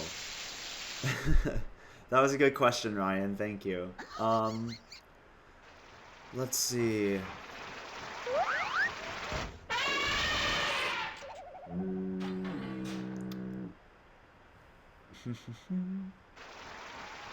Okay, this is a little bit of a more technical question, but I'll go ahead and ask it. Cheese Nugget says, in 2018, will there be plans to support DirectX 9 and similar as an option like some servers have for graphics cards with poor OpenGL support, causing us only to be able to play for around 50 minutes and having to restart after it visually glitches and a lot then crashes? So, yeah.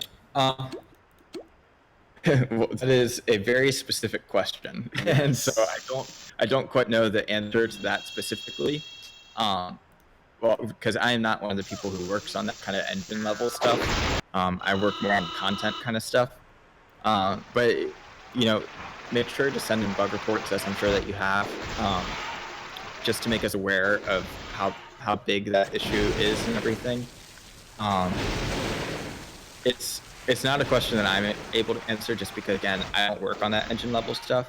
Mm-hmm. But I will say that, like I said, with Intel graphics, we're always trying to figure out how we can get our lower end players or our players with finicky graphics cards able to play the game a little bit better. And I think that's going to be a pretty big focus for 2018. Yeah, I mean, would you think that's a more better suited question for your developers and programmers? Yeah, I would say that's probably a better question for our tech ops team, technical operations team. So that would be STAM or CFS works. Cosmos, maybe Aiden. He's not a tech ops, but he can do some of that stuff. Yeah. Okay. Aiden is Hawkheart. Hawkheart, right? Okay, cool. Peanut Banana Crump asked, when will there be a way to play Toontown on Chromebook? I've never owned a Chromebook or used a Chromebook, so I don't know much about them. But to my understanding, I believe they only support web apps, and so sadly that pretty greatly limits what we're able to do with Toontown on Chromebooks. They're mainly made for like surfing the web, to my understanding, and not so much games. Yeah, pretty much. So yeah. Yeah, they just won't be able to run it. You're right, Drew.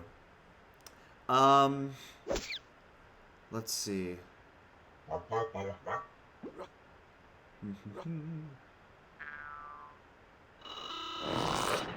McBoinBoin has an interesting question. He says, will there be more videos uploaded onto the TTR YouTube channel? Maybe like the shorts that Disney made? Hmm. Yeah, we actually have a video editor in testing right now. So right now we only get videos like a couple times a year just because I'm the one who currently makes the videos, and Mm-hmm. that can be a hefty job to tackle on top of everything else. Mm-hmm. But yeah, we have a video editor in testing who's been doing some good work so far. So we're definitely trying to release more videos. Like, I mean, even simple ones like we did with the Christmas soundtrack that we uploaded to our channel. So, There you go. All right.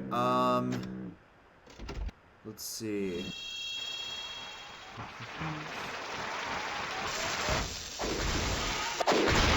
Corny Wonderbrains says, I've always been curious about how Sir Max himself fits into the story of TTR. He doesn't seem to be very important in terms of the storyline, which is weird considering his real life counterpart is the creative director and community manager. well, it's almost like I don't know. I don't like giving big roles to myself. Just because I don't know, it seems weird to me. So Sir Max is his role is the manager of the Toontown blog. Kind of just because that's what me as Sir Max's real life counterpart. That's kind of one of my jobs, manager of the Toontown blog. So Sir Max, he really doesn't know a lot of what's going on. I think that he doesn't really know much about Dr. Shirley or any of the storyline stuff. He's just kind of a goofy guy who, enjoys explosions and is causing havoc among the Toon Troopers. So the way he fits into the story is pretty simply that he's a Toon Trooper, which is someone chosen by Flippy to help out with the Toon Council. I don't think it's ever really been explained, but part of Sir Max's backstory is that he forged his Toon Trooper badge. I think that's the story I wanted to give on. Oh. He just like he made a forged Toon Trooper badge and he snuck in somewhere. We must not have released this story because I can't even remember the full details. I'm normally pretty good about managing the lore, but he forged a Toon Trooper badge, snuck in somewhere, and Flippy just liked his work anyway and gave him an actual real badge rather than that forged one. And that's kind of how he got his way in stardom. So yeah, he doesn't have a whole lot of story in terms of grand overarching scheme of Toontown Rewritten. But he's just kind of a side character there to help out with the blog and be a bit of comic relief. Well, there you go. Very interesting backstory there. Let's see.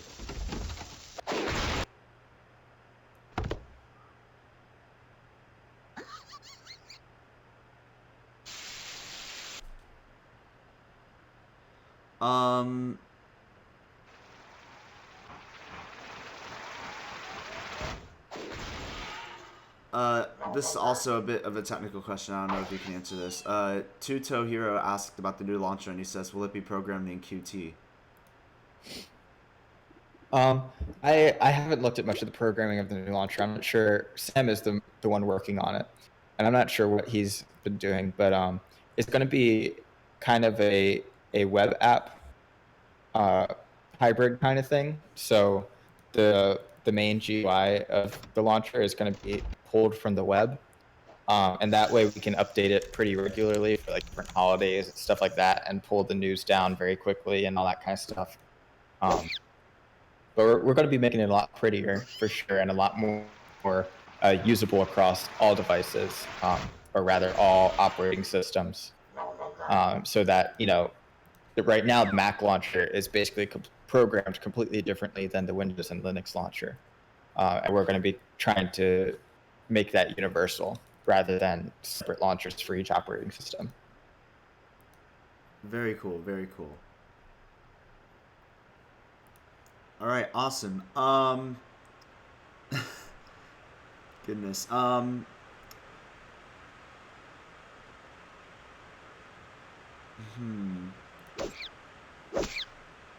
ask him if it's going to be Electron. So do you know about the programming Electron, I guess? No, No. unfortunately I don't know much about the new launcher because that's not a project that I've had a very big hand in yet. I'll likely be the one who creates the GUI for it on the website, but Sam is the main one who's working on the back end parts of it. All right. Awesome. Okay. Let's see. I'm pretty sure I've gone through all the questions that I've wanted to ask out of the community, but please keep sending in your questions during the CFO. Make sure to send in questions too, just about like Toontown's future, or even yes. if it's not a question but a concern that you might want me to address about it. Like, if you guys don't want Toontown to have a paid future or something like that, let me know why, and maybe I can try and address that concern. Or, I think it would be great to get a discussion going about Toontown's future, just because that's definitely a very interesting topic to me, and one that I want to know what your guys' thoughts are. Yeah, I think that's something that I definitely want to tackle on, considering it's a new year, and like the future of Toontown, I think is something that's a very good topic to discuss for sure. Ooh, Ryan put a good question up. He says, what is it like being friends with Jesse Shell and Sean Patton? When you were playing Toontown Line as a child, did you ever imagine that you would one day be managing a remake, and what would you have said if someone told you? That's a very good question, because I have no idea what I would have done. Like, it was always kind of my dream to work on Toontown. Like, I had lots of ideas for things to put in the game. I thought it would be so fun to program it and everything. I never once thought that might actually happen, especially at the age it happened for me. I was 15. Yeah. You were 15. Yeah. So, crazy stuff. And then let alone that we're doing it, and it's like, it's legitimate enough that the creators of the game like it. They support it. So it's been really crazy. And I mean, I got to say, Jesse and Sean are really great people who have a lot of passion for Toontown. They really do. Yeah, so you guys have seen that video with Jesse and Sean talking about why they think Toontown is special, and so I got to go into Shell Games and hang out with them, and record that video and ask those questions. And so when we were doing that, we recorded some footage of them playing Toontown Rewritten, just as kind of like B-roll. You get to see that one part of it. I think each of them sitting on a laptop and playing the tutorial. And so Sean, he was just in the tutorial, mind you.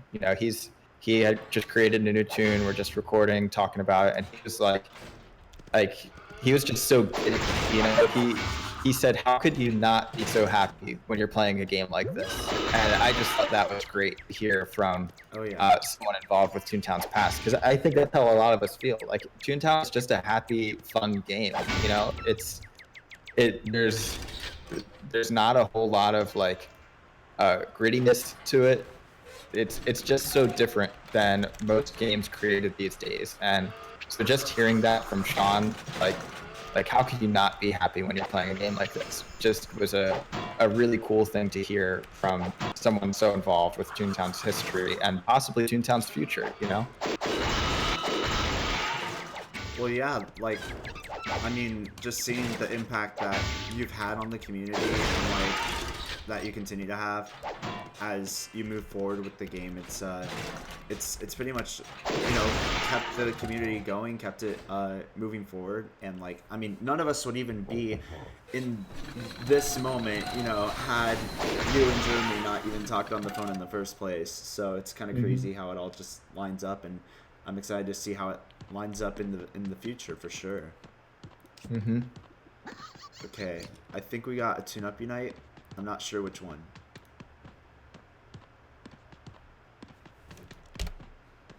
Let's see. I did get a couple of other questions. Yes. Pokemon Raid. When will Mac audio be fixed? Well, thankfully, So you guys know how Mac had that issue over our winter holiday up where the engine broke, and we had to completely redo our automation so that we could release a new Mac engine update. So there's a lot of technical details that I won't go into there, but it was a lot of work. It really was to get that working again, especially over the busy season. I mean, we released it on December 24th, so we were working right up until the holidays. Yeah. And we still had people working on Christmas because, now just last night we've gotten Linux working again. And so on Christmas Day, I mean, we had people working on it. Um, sacrificing their time and their relaxation in order to get that working. But thankfully, now that we've made it easier to release updates to the Mac engine, we can actually get a head start on fixing Mac audio, and we hope to have that fixed really soon. I mean, it's unpredictable because it's just such a deep rooted issue. It's hard to fix, but we now have a much greater capacity to fix it, thanks to the work that Sam or CFX Works did. CFS Works. I don't know why I keep saying X. um, but yeah, so he poured a lot of time and energy into that, and now we can take that time and energy and the tools that he created and use them to debug Mac audio a lot easier and hopefully get that fixed very, very soon. It's tough. I mean, I made a Reddit post about this during that whole issue when Mac was not working during the winter holiday update. But Apple just does not provide good developer support at all. And it really sucks to see that from such a major company. But the example I gave is Overwatch. AAA title, probably has hundreds of people working on it. Very well funded, one of the most profitable games of the past 2 years, really. They don't have Mac support, and I think that's very telling. And they've said, we don't have Mac support just because Apple does not make it easy for us to have Mac support. Apple does not give very good developer support, and especially not for game designers. So, I mean, sadly, Apple doesn't want their machines to be gaming machines, and their users suffer because of that. So, I would just ask, I'm not saying this to defend Toontown Rewritten, but almost just to defend other game developers. Like, when you see bugs that are specific to Mac when it comes to games, try not to blame the developers as much as you blame Apple, because the developers, trust me, we want to see Mac audio fixed. Many of our team members use Mac OS machines, and so they suffer from it too, and we want to get that fixed. But it's just, Apple doesn't make it easy. And I think that in order to see Apple make it easier on game developers and developers in general, both the developers and the players or the users need to start kind of rallying up and saying, like, hey, Apple, this isn't cool. Like, you need to fix this and make it easier for these developers, or else, maybe your machines aren't the ones I'm going to use anymore. It's really a shame to see that happening. And I used to love Apple machines. I had an iMac that I used for a couple of years, but over the past few years, they've been going downhill a bit. But anyway, to get back to the main topic, Mac audio is something that we're working on, and we're going to try and fix just as soon as we can. It's just a very deep-rooted issue, and not an easy one. I understand. Yeah, so hopefully that gets fixed soon. Nanner, thank you for the 25 bits. Happy New Year to you as well, and thank you for following. Yeah, guys, Happy New Year, by the way. I mean, I don't think I really said that. So I hope you guys are having a great New Year's Day so far. Just stay safe. Don't do anything stupid, and yeah, Happy New Year, you guys. Let's see.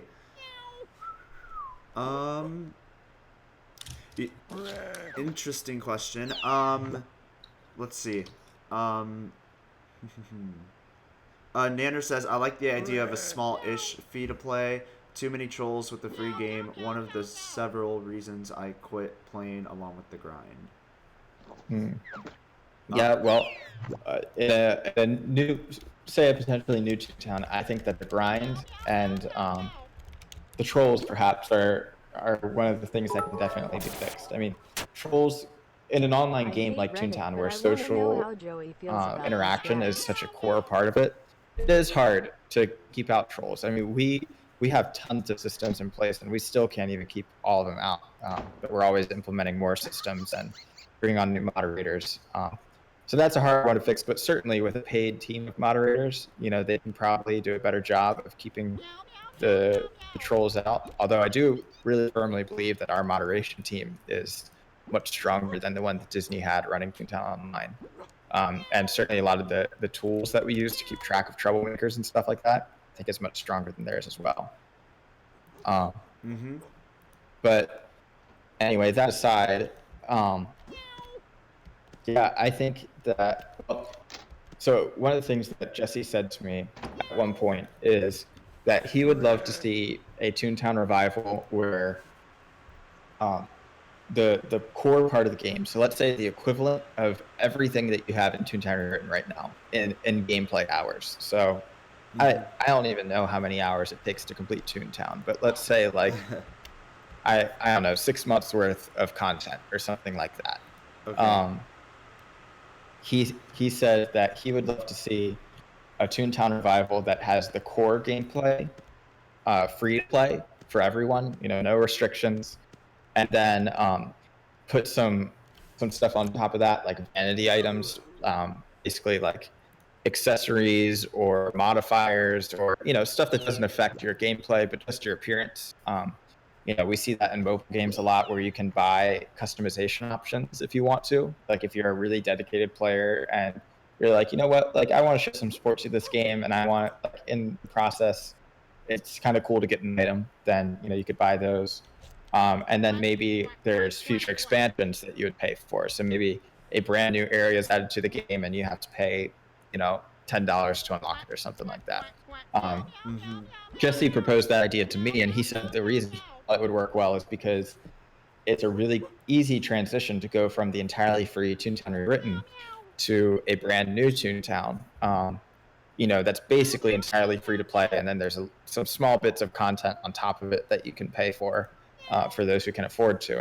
And I agreed with him. I thought that was a pretty good way to go about doing it, because that way it's not like you can only access Toontown Central and you have to pay to access everything else in this new game. Yeah. And you also have to consider in this new game, even though I'm saying Toontown Central and neighborhoods and stuff like that, to compare it to the existing game, who even knows what it would be? Like, there may not even be a Toontown Central. It could be downtown Toontown or whatever this brand new area is. Yeah. But I don't know, if you guys want to share some thoughts on that, that would be great. And that's the kind of stuff that we're going to be surveying for, because even though that sounds like a good idea to me, and it sounds like a good idea to Jesse, maybe it doesn't sound like a good idea to you, and that's okay. But Yeah. I want to figure out, what is a potential Toontown revival might look like in the future, so we can go to Shell Games and go to Disney and present them with all this information and be like, this Toontown players really do want this to happen. Yeah, for sure. I definitely think that's actually super interesting, and I'd love to see how that turns out for sure. I know we're down on Streamland, Sir Max, but now's not the time to doze off to sleep. I am seeing this get brought up in the chat, so it is a bug fix question. The minimize crash. That was one we actually tried fixing during the winter holiday update, and it didn't make the cut, but we hope it's going to be released rather soon. All right, so it's being worked on, I assume then. It's an engine level crash, so similar to Mac Audio, but slightly easier to fix. Okay, that's cool.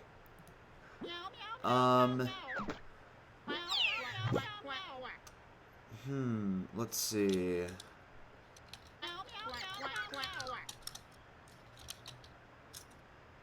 I'm trying to read these questions.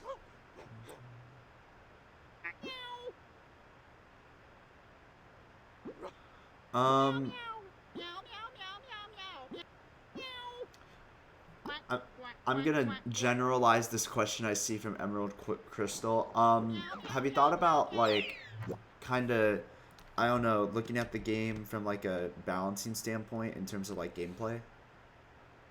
Uh, yeah, we've looked at that. I assume you mean like taking the existing gag mechanics and whatnot and finding new ways to balance them.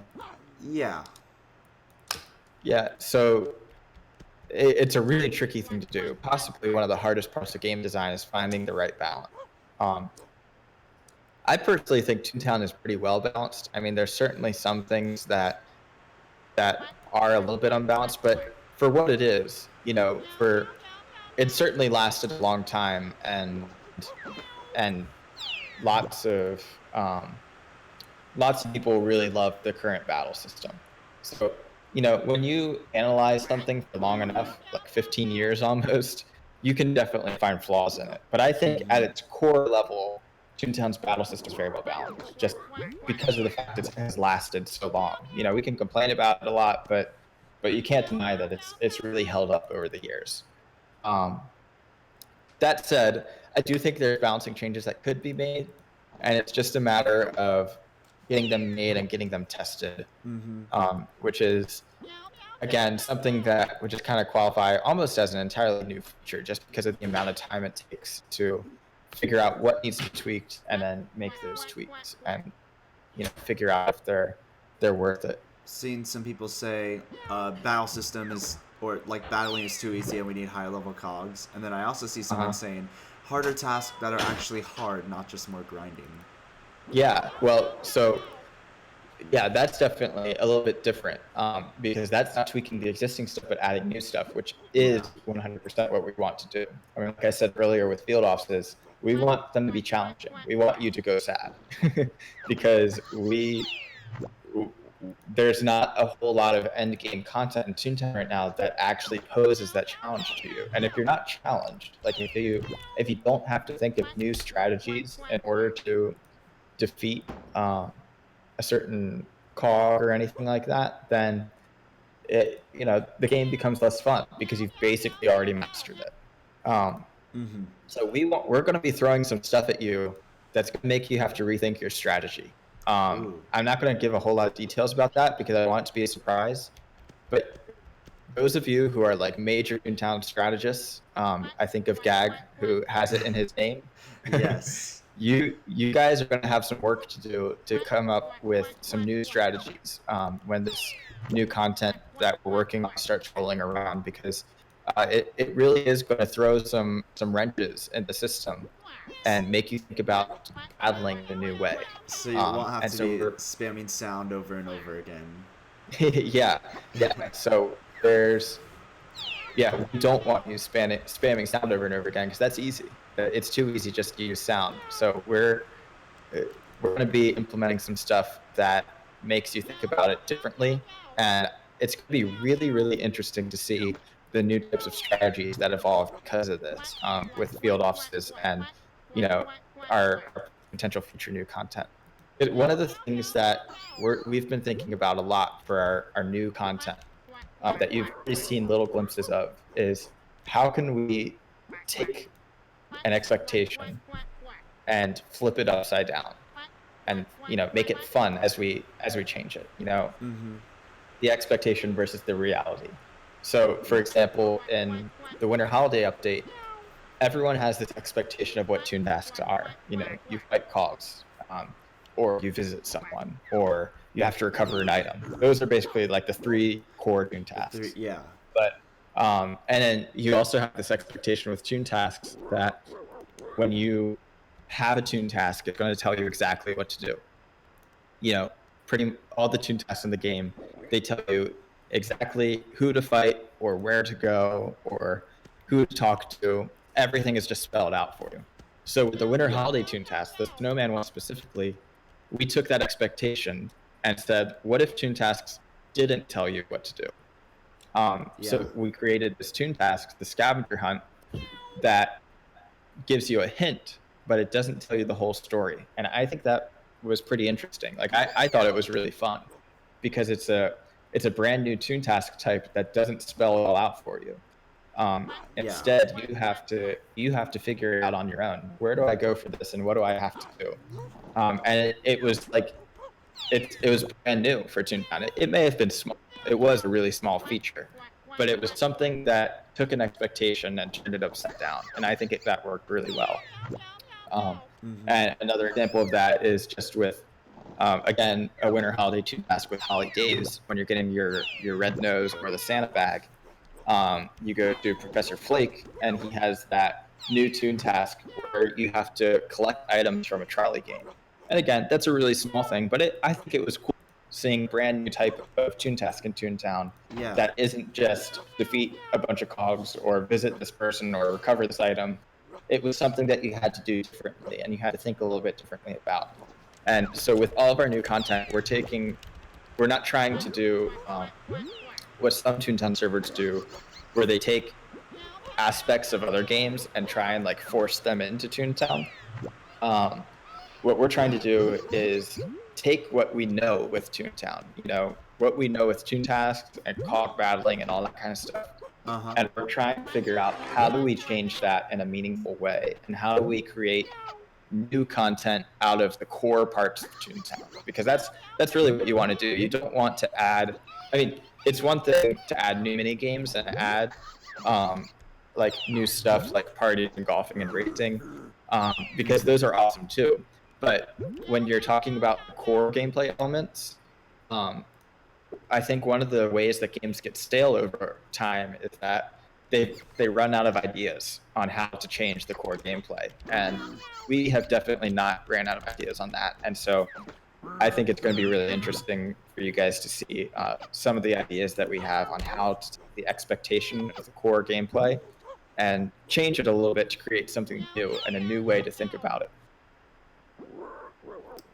Yeah, yeah, just very, very awesome to just like kind of hear about. Just thinking about all that just is overwhelming, but it's awesome. And that's how we want you to feel. We want you to be a little bit overwhelmed when you get into field offices, because we're like, hopefully when you go in there for the first time, it's not going to be like, I hope that you're going to have to do it a few times before you start understanding, like, okay, this is how this works, and this is how I succeed at it. Yeah, I completely agree, 100%. I got some more questions on the subreddit, so let's see.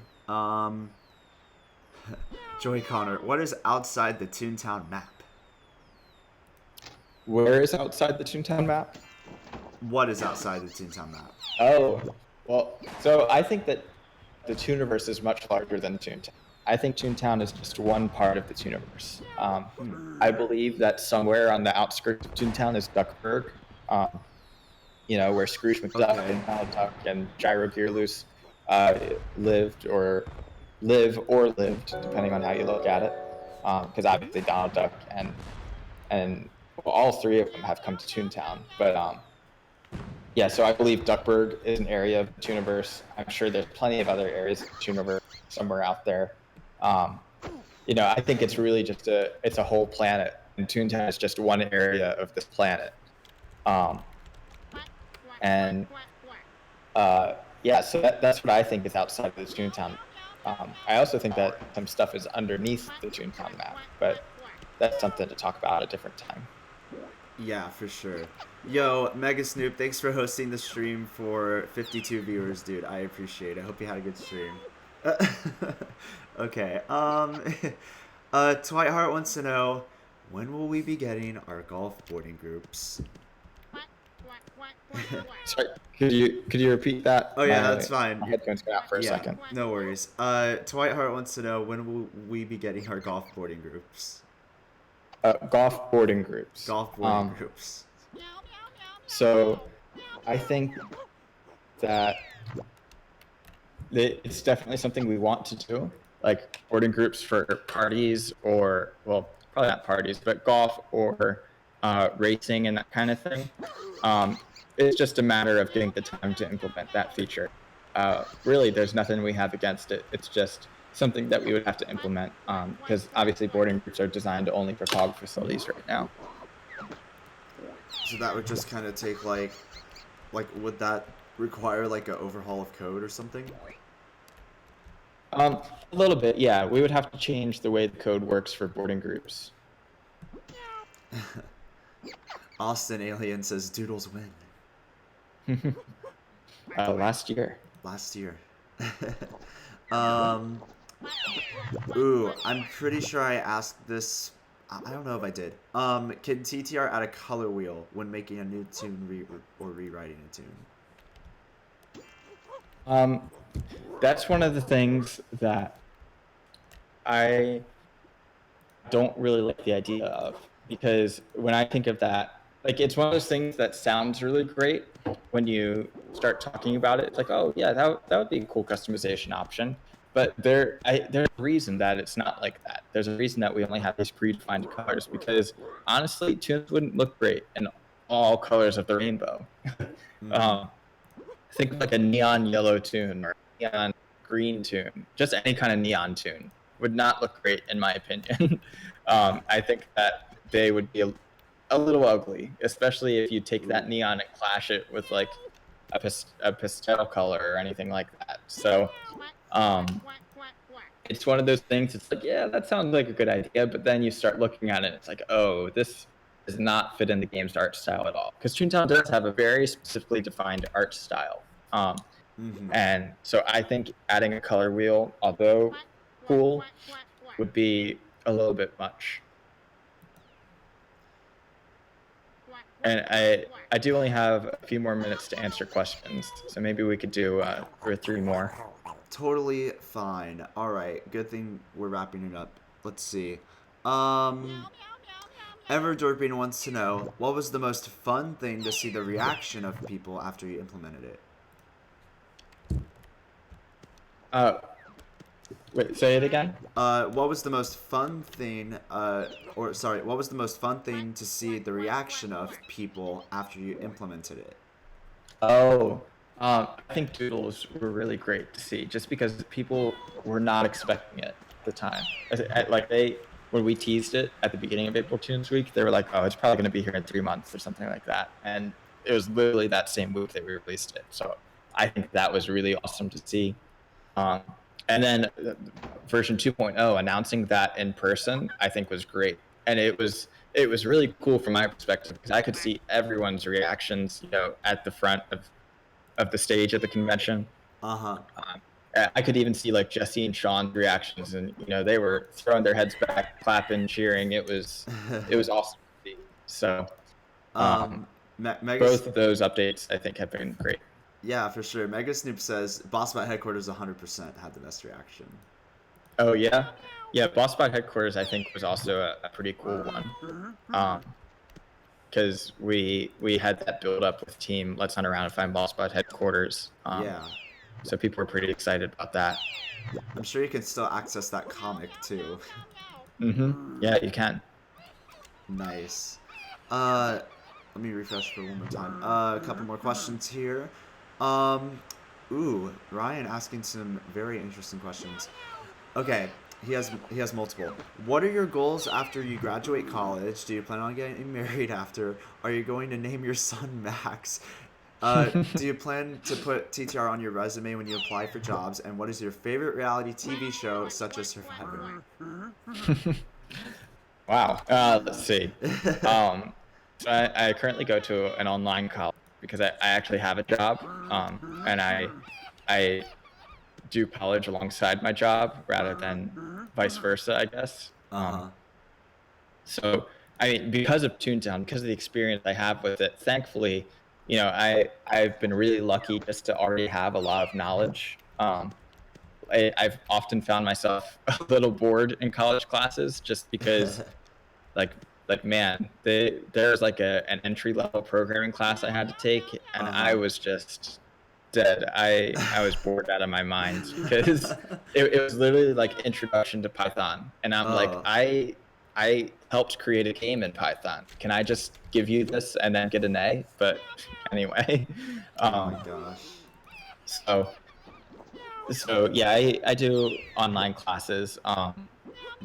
So I already have a job, like I said. So I guess when I graduate, I certainly plan on moving to a different job. But the job that I have right now is with website design and marketing kind of stuff, video editing. So it is a lot of what I like to do, a And lot that I enjoy to do. and, But and you do I all think it would this. be Yeah, sorry, you do all this on top of managing Toontown, basically. yes, and on top of many other things. I mean I'm a full-time student even though I'm doing it online, and then I have essentially an almost full-time job, and Toontown is also a full-time job. My life is very busy. It is. Yeah. um, but yeah, so after I graduate college, I think it would be great to get a job as a game designer. I would love to go and work at Shell Games or some other game studio. Creating stuff like Toontown, or maybe even working on Toontown. Who knows? Um, Who knows? yeah. Let's see. Getting married one day would be great.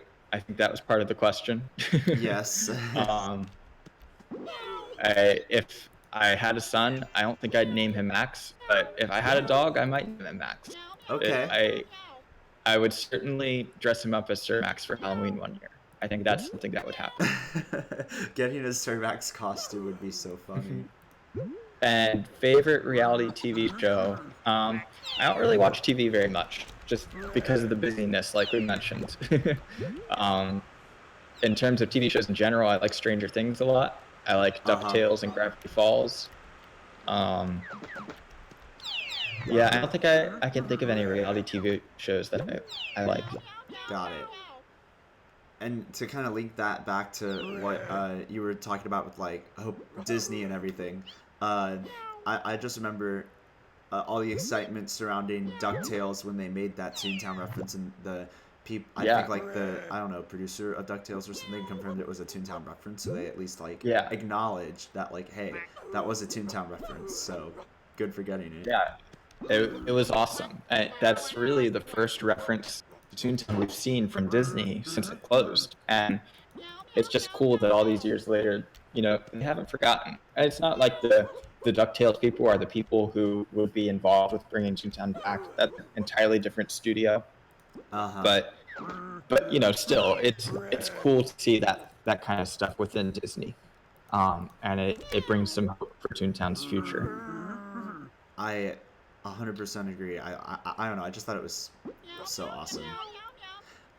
Yeah, and if you guys don't know about it, yeah, they did make a reference in DuckTales where like he had a list, and on the list was like, I don't know, I forgot what the list was for, but it referenced the cogs on the list, and cogs are only a Toontown reference in the universe of Disney. So yeah, Racer48, he attends online college. He's a full-time student right now.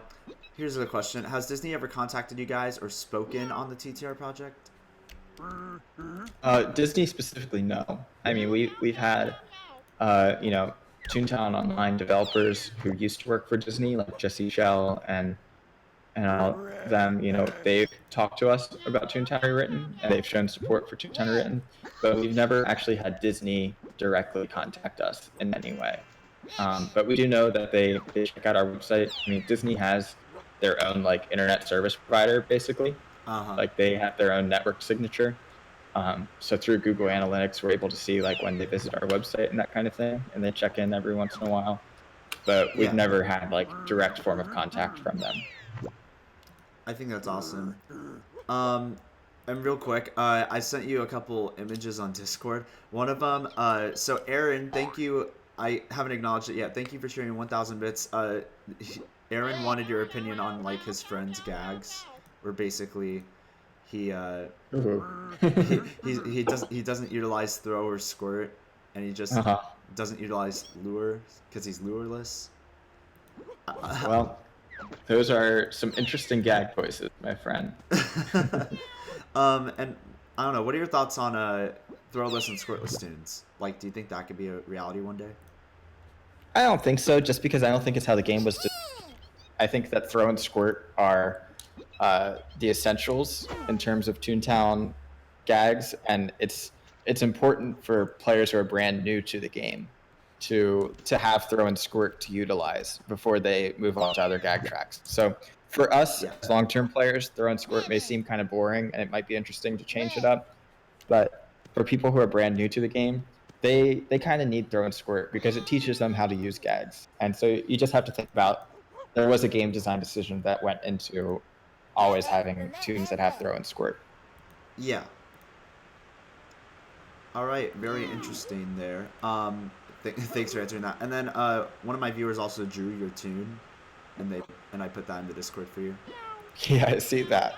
That's awesome. You're holding like a TNT, and it's very very cute. I love it. Uh-huh. Yeah, thanks for that. Yeah. I love doing fan art, especially of Sir Max. Oh yeah, fan art is just some of the coolest things. Do you plan on like featuring fan art on the TTR website one day? Yeah, that'll be in the Toon headquarters section. Nice. All right. I think we're pretty much out of questions at this point. So, Joey, thanks for joining me. Do you have anything you want to say? You know, about wrapping it up, 2018, anything like that? Sure. So, like I talked about earlier, we're going to be releasing a survey pretty soon in January to kind of get your thoughts on the future of Toontown, and so be on the lookout for that. Tell your friends about it, even if they don't play Toontown. We want to get opinions from everyone to make Toontown the best it can be. You know, always be supporting Toontown's future. I think that I really want to see Toontown come to life as an official revival rather than just the Toontown Rewritten, because it really, really deserves it. There's so much that Toontown has potential for that we as the Toontown Rewritten team are not able to fulfill. You know, even though we have the talent and everything, we just don't have the time. And we can do cool stuff like field offices and other content, giving Toontown the absolute love and modernization that it needs. It needs to have a full team and a funded team behind it. And I hope that happens one day. And it will if we really put ourselves together as a community and show Disney and Shell Games that we want Toontown back and this is the time to do it. And in terms of Toontown Rewritten, moving forward in 2018, just lots and lots of exciting stuff coming. I think one of the first updates of the year is going to be a bug fix update full of some really widely requested stuff. It's going to bring a lot of stabilization to the game that Cosmos has been working hard on. We'll see a new launcher. We'll see the return of the ARG. We'll see a storyline. Yeah, new events. We'll see field offices. And just, you know, awesome stuff all around. So, oh, and of course the 2018 convention that's going to be announced really soon. Yes. And tons of other surprises along the way. So, if you thought 2017 was good for TTR, then we're making it even better. If you didn't think 2017 was good for TTR, then the good news is we're making it even better anyway. So, no matter what side you fall on, it's a win-win, I think. And for all of you who want to see that end game content coming, I think this is the year that you're going to be pretty excited to see it. And real quick, for this limited event, do you think you could maybe like, I don't know, is there going to be more utilization of like the event task and like NPCs walking around or something like that? Yeah, I think that I mean, so the winter holiday, even though it was small features that we put in there, the technology behind it was quite large. You know, walking NPCs and the new types of tune tasks, those are things that can be reused, and we're certainly going to reuse them. So expect to see new tune task types, more interactive NPCs, and yeah, just great stuff to come in the future. All right. And just to recap for everyone, for those of you that are like, so what exactly is coming in 2018? When you mentioned field offices, we talked a lot about that, and they're just going to be completely different.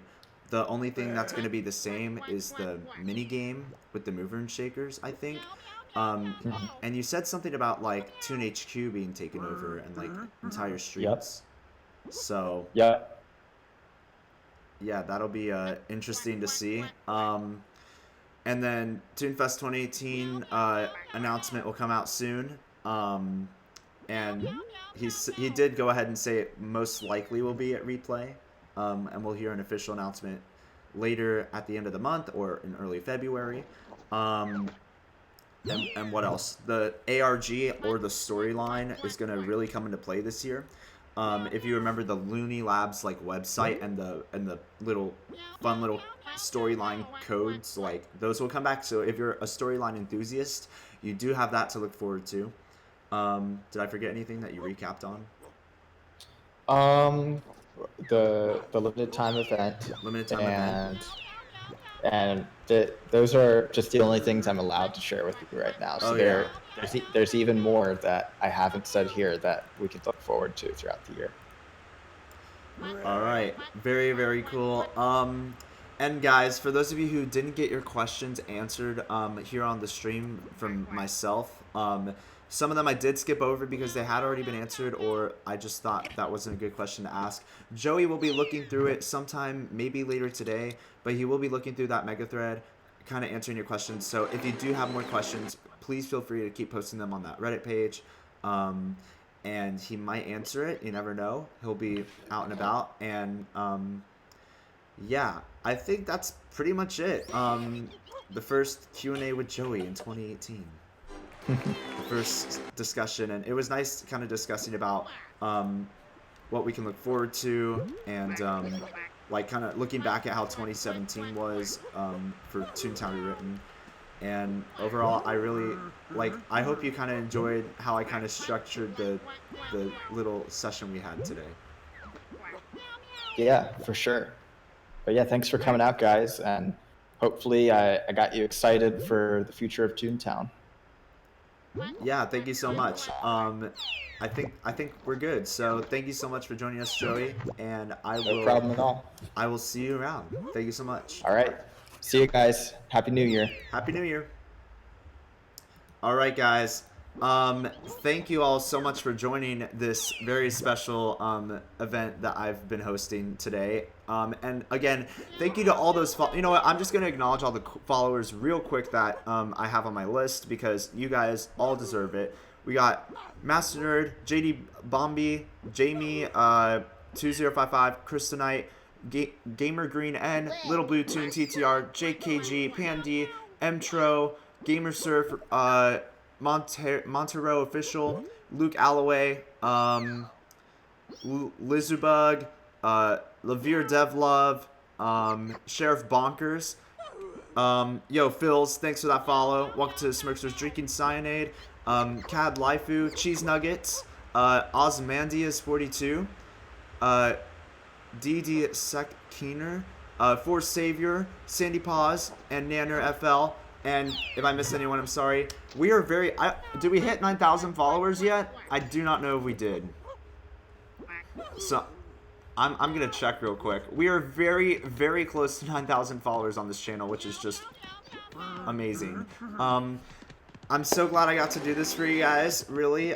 It's been a blast, and I'm so happy that I've been able to do this. Let me know how I did. Let me know what I can do better. If I plan on hosting another Q&A with any Toontown Written staff, just let me know, you know, what I can do better, you know, how I did, stuff like that. We're that close. Oh my goodness, we're 29 followers away, 28 now. Ryan, thanks for that follow. Welcome to the Smirksters. Wow, we're a lot closer than I thought we would be. Thank you all so much for that, really. And Mega Snoop, thanks again for that host, dude. I appreciate it. I hope you had fun playing Fortnite. Go play the real man's game. Oh, man. For me, guys, I do want to say, just like, again, really, thank you. Mega Shrug, get out of here. I do want to say thank you, though, to the Toontown community for coming out, supporting the community, supporting just like the stream and what Toontown Written does. And it's kind of hard to remember that that this is a non-profit game that, you know, they continue to pay out of pocket for because they're just that passionate for it. And I think we do forget that, even if, you know, there's not as much endgame content right now, even if not much is happening. they're still just as dedicated to it, and I think we do tend to forget that. So it's really, really awesome just to kind of like have that realization that, hey, they really are committed to this game, and I'm just very fortunate and thankful that I'm able to be a small part of it, and you guys are able to be a small part of it too. Yo, Peanut Chio, thanks for that follow. Welcome to the Smirksters, my friend. I appreciate it. And Glass Apples as well. Thank you guys for following. If you're not already following my channel, please do. Also go follow Mega Snoop because he's really, really awesome. I don't know if we put in a shout out command for him yet, but he's definitely someone who you guys should also go follow. He's a Twitch partner. He's awesome.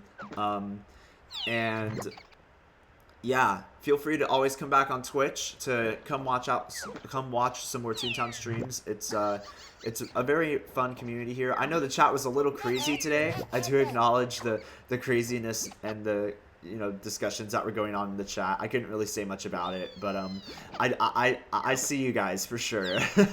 But yeah, I think we're just gonna end it off here for the day. So let me go see who is streaming right now. I don't know if anyone else is actually streaming Toontown. Let me see. It looks like there's one person. Let me see who I'm following that's also live. I got a couple people. I guess I'm just gonna host Peace Stocks, who's streaming Toontown right now. There's really no one else for me to host at the moment, so we're just gonna go show some Toontown love over there. Again, thank you all raid my offline stream. Thank you all so much for coming. I hope you guys enjoyed the event. Thank you to everyone who cheered with bits. Thank you to those subs, by the way. Winter Puppy Plays and oh gosh, who else? Sheriff Bonkers, you both subscribed today. Thank you so much. Enjoy your sub badge, your sub emote, and you'll have access to my sub Discord as well. Thank you guys so much. I just had an absolutely fantastic time here, and I hope that you guys did too. And I hope to see you on more streams. I will be back tomorrow, I believe at 2 p.m. Pacific, if you guys want to come out and say hello. But that's it for me, guys. Again, thank you from the bottom of my heart for coming. I hope you guys enjoyed getting a sneak peek at what's to come. And thank you for your questions as well. It's very exciting to see what kind of questions you guys do come up with. Until next time, guys, see you later. Smirk on, and I will see you guys on the next stream. Or I will see you around on the TTR Discord. Until then, guys, see you later. Smirk on!